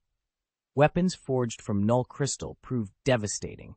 These daemons, blessed by the chaos gods and almost immune to ordinary ranged attacks, were shredded by the extended blade's cutting reach. Doom's armor and arms were splattered with fouled blood, sticky minced flesh, and bone fragments. His warhammer rose and fell with savage power, each blow driven by an unquenchable hatred. Cultists were smashed into pulpy lumps. Demons fell to a single hammer blow. The restraint that usually lay behind his eyes snapped. He let the pent-up hatred and fury pour out. The rune on his chest pulsed like a living thing. With every demon he felled, Doom seemed to grow stronger. A keeper of secrets, patrolling the gate, shrieked seductive whispers, its unholy body twisting as it drifted forward on phantom steps, pincers and arms waving. Doom's left hand shot up from below and closed around its throat. With a casual squeeze, he crushed the greater demon's neck and ripped its head free. His right hand swung the warhammer in a clean arc, meeting a bloodthirster that had leapt from the wall to challenge him. The blow sheared through its lower jaw and smashed its skull. Even with the Night Watch fighting alongside them, the greater demons could not survive. Their forms were shattered and sent screaming back to the warp. Without pausing, Doom charged the city gate, seized the thorny vines that choked it, and tore them out by the roots as if they were mere weeds. "Drill," he growled, urging the warriors carrying the siege equipment onward. 4 Night Watch soldiers came running, hauling the drill that would cut a hole in the final energy shield and let the troops through. The device was simple in principle. 4 null crystals pressed against the shield opened a temporary dimensional channel, like thrusting a tube through a soap bubble so air can pass. When the aperture winked into being, Doom studied the steel-forged city gate ahead of him. He dropped into a low stance, gathered himself, and then, in an instant, his body vanished from where he stood, slipping through the breach. A dull, thunderous impact rolled outwards and inwards at once. The passage into the City of Truth had been blown open. Demons and priests alike stood frozen, staring at the tall figure looming in the dust at the gate. His flesh and blood body was intact, though his shoulder armor hung shattered. The massive gate, thousands of tons of steel, was sent flying like a scrap of paper, hurled dozens of meters, crushing scores of chaos cultists in its wake. It gouged a deep trench across the earth and finally slammed itself into a blocking wall. A stunned, hissing silence swept through the crowd. No one who witnessed that devastation could help but be seized by fear. Chaos cultists and priests froze, a cold dread crawling up their spines. What sort of creature faced them now? Was it even human anymore? Someone spat, "Scum!" Doom, drenched in blood, charged into the city, a massive warhammer clutched in one hand. With every breath he blew out scalding air. His eyes swept over the assembled enemies, and his roar carried a single merciless promise. Who dares face me? The noisy excavator is back again. Doom led the Night Watch, cutting through the City of Truth's layered shields, smashing the gates and charging into the inner wards. Even though the city had once been built of Nur's white stone, there was no trace of purity or strength here, only something swollen and wrong. The Night Watch raised their greatswords as their iron boots crossed into the wizard's domain, pouring through the breach in the shield. The corruption worsened with every step. The outer walls were a surface of tumorous growths. Inside, everything had been twisted by rot and mutation. Pus ran in rivulets, decay crawled through every crack, the ground rippled like living flesh. Fountains vomited turbid, viscous fluids that stank of rot. Trees split open to sprout fleshy tendrils. Lymph-like swellings bulged from architectural fissures. The wizard's towers stared with cruciform windows that resembled four-lobed pupils. Doorframes loomed like rows of white teeth. Carpets squelched and oozed blood like taxidermied moss. It was a place of biological blasphemy, every familiar form perverted into something obscene, and Doom and his men pressed forward into its choking stench. The inner city had slipped free of the laws that governed the real world. Under the influence of chaos, cold, dead things had turned vicious, and inorganic matter writhed and pulsed like living flesh. The City of Truth was becoming an organism, slowly, horribly animated, its familiar streets and buildings contorting into demented mockeries of themselves. Any ordinary mortal who wandered into that place would have seen such things and screamed until their mind broke. The Night Watch felt that shock keenly. What lay before them exceeded every rule of human comprehension and bled into an unknown realm of madness. Malice was not merely an emotion here. It was a force that crept into thought and began to twist sanity itself. This was not merely a thinning between the warp and reality. It was a demonic domain, saturated with chaos, and the Watch had charged straight into it. Willpower is the wall that defends sanity. The cry rolled out like thunder and galvanized them. When their resolve faltered, the shout snapped something back into place. The shared, stubborn will of the Night Watch holding their reason fast against the rot. At the same instant, a thunderous roar answered the madness, stoking their courage until they could meet the sight without falling apart. Doom saw the twisted creations as clearly as anyone, but his eyes were untroubled, his face composed. Where others recoiled at the contortions and the stench of corruption, his heart made no ripple. To him, the hateful masks of chaos meant little but the perversion of sense, a cowardly abuse of the weak, a slow poison that pretended to power.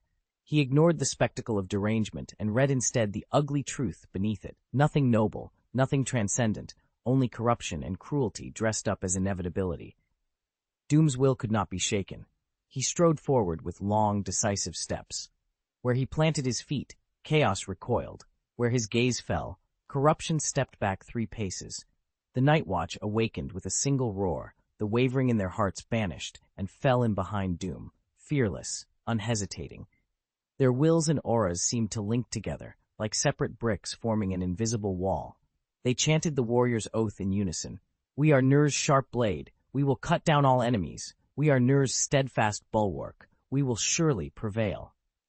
The words hardened their resolve. What had been wavering became a cutting edge, an impenetrable rampart.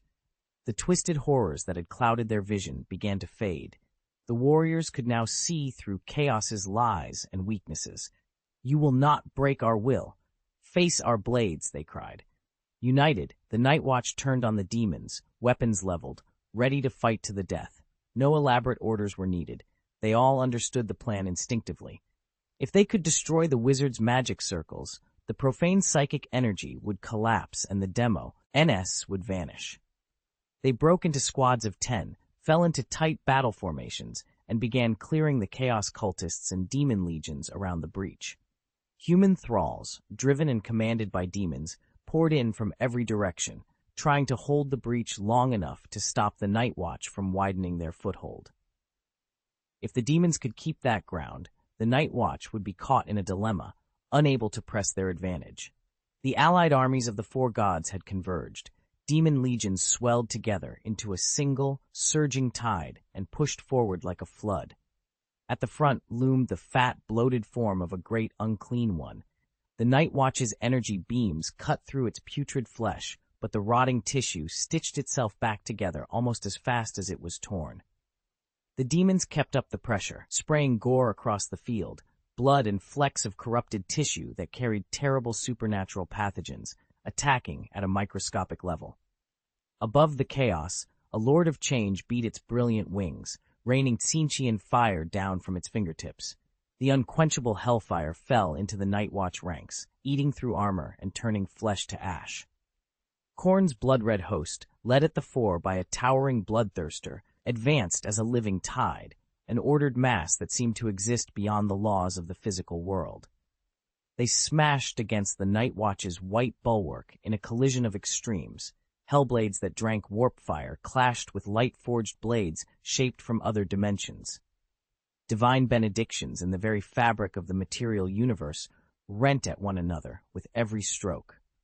Where the Night Watch's dimensional shields flickered open, a Bloodletter's Hellblade found purchase in a Watcher's side. The demon was immediately torn to pieces by a desperate counterstrike, but the human's wound continued to gush blood. Around them, Slaanesh's followers, mounted on warped steeds that moved with unnatural sinuous steps, swept forward, weaving and turning in impossible patterns. Demon and man met each other in slaughter. Each exchange deepened the corruption of the warp, and with it the demon's strength rose. Still, the Night Watch would not break. Under Doom's command, they displayed a ferocity that astonished their foes, an iron resolve that transformed pain into power. Even when flesh was pierced, they answered with ferocious counterattacks, their light blades cutting with a killing intent that never wavered. For the first time, the Night Watch took truly heavy losses, but the assault they delivered in return was like thunder, and yet the enemy's methods never ceased. Sorceries, mutating energies, and warp-tinged horrors flowed against them without end. The battle ground on, a clash of wills as much as of steel, and the field itself seemed to tremble under the strain of forces that should never have met. Plague ate at flesh, flame seared souls, and warlike demons kept charging without pause. Cavalry rode into the formation again and again, only to break and fall back. In the middle of the chaos, one man stood and fought alone. Harlan's weapon threw off a dark, oily light. The blade was as thin as a cicada's wing and frighteningly sharp. A single whisper of it across a demon's neck left nothing but a spray of sparks and a headless corpse. Around him, the bodies of the damned disintegrated into motes of fading shadow. The spear was an artifact of the old ones, unnatural, terrible. Nothing could stop its edge, not even demons anointed by the four gods. The weapon's circling gloom slowed the attackers and drained their life, feeding Harlan with stolen vigor so he felt no fatigue. "Is that all?" he shouted, voice cutting through the din. "Is this the best the servants of the four gods can do?" His words were an affront hurled past the horde to the gods behind them. He cursed and taunted, daring those masters to answer. And there was something else, something more unstoppable than the blade itself. Harlan was doom made flesh, the spear's keenest tip and the bulwark's hardest wedge. Under his command, the Night Watch surged forward with relentless force. Soldiers poured through the breach as fast as they could be thrown into the fray, widening the front with each successive wave. Nothing living could stand in their way. The cultists' frenzied charges meant less to him than the cobbles underfoot. Even the stones he had to pick his way around mattered more than their desperate assaults. Demons and priests alike knew who mattered. Doom was the linchpin, the backbone of the Night Watch, and every foul power they had was poured at him. Chaos magic and psychic blows rained down without pause. The Lord of Change's flames licked at him. Psychic lightning braided through the air and struck again and again, and icy spikes fell like hail. It made no difference. All of it was useless. Before Doom's nearly tangible consciousness, psychic damage was a breeze that did no real harm. Time magic shattered against him and could not halt his stride. Gravitational distortions merely glanced off a body that could not be shaken. Doom was not merely a man, but a concept given force. Unstoppable, moving through ice and fire, stepping over the seams of time and space. The wizards funneled their minds into spear points meant to pierce that concept. They met an infinite, unyielding wall. One who tried to breach his mental domain only received a glance in return. The invasion was repelled so violently, the wizard's skull exploded. Demons surged like a tide and broke like a tide before him. They screamed and roared, their monstrous strength surging, and all of it smashed again and again against something that would not yield. They wailed and howled, and then fell silent. Surrounded by demons, Doom made no sound. With every fiend he felled, he felt himself grow stronger. His inexhaustible stamina let him keep killing without pause. His father's warhammer was getting hot in his hands. The steel head had begun to deform from countless blows, the metal showing clear signs of fatigue, but he kept swinging. The disintegration field on the hammer was almost merciful, too neat, too quick, leaving no satisfaction. Crushing them, smashing them apart with cold, brutal force felt more fitting. He drove the Night Watch forward without relent toward the heart of the City of Truth, straight to the place where the Chaos Ritual had been set. Destroy that nexus, and they might claim something like victory. Demons continued to pour out of the ritual array in a ceaseless tide, but the Watch kept coming. All 15,000 of Doom's men had entered the city. Then the sky changed. Lightning screamed, and the earth shuddered. From 8 points along the city's rim, channels of chaos energy erupted, shooting skyward and converging over the center. A kaleidoscopic, twisting staircase uncoiled from the heavens and slowly descended, wrapping itself around the City of Truth like a living lattice. An enormous 8-pointed chaos star burst up from the earth, and raw chaos power flooded the city. The ground split open with yawning fissures. Buildings were wrenching free of their foundations, and the streets began to take on living, sickly shapes, fleshy tendrils writhing up from the cracks. The laws of physics warped. Twisted vortices of gravity spun into being in the air. Ha! Ha! A ragged, mocking laugh echoed everywhere. This is a trap, one set specifically for you in the Night Watch. Isaac's twisted shriek rang from every direction. His will had become omnipresent.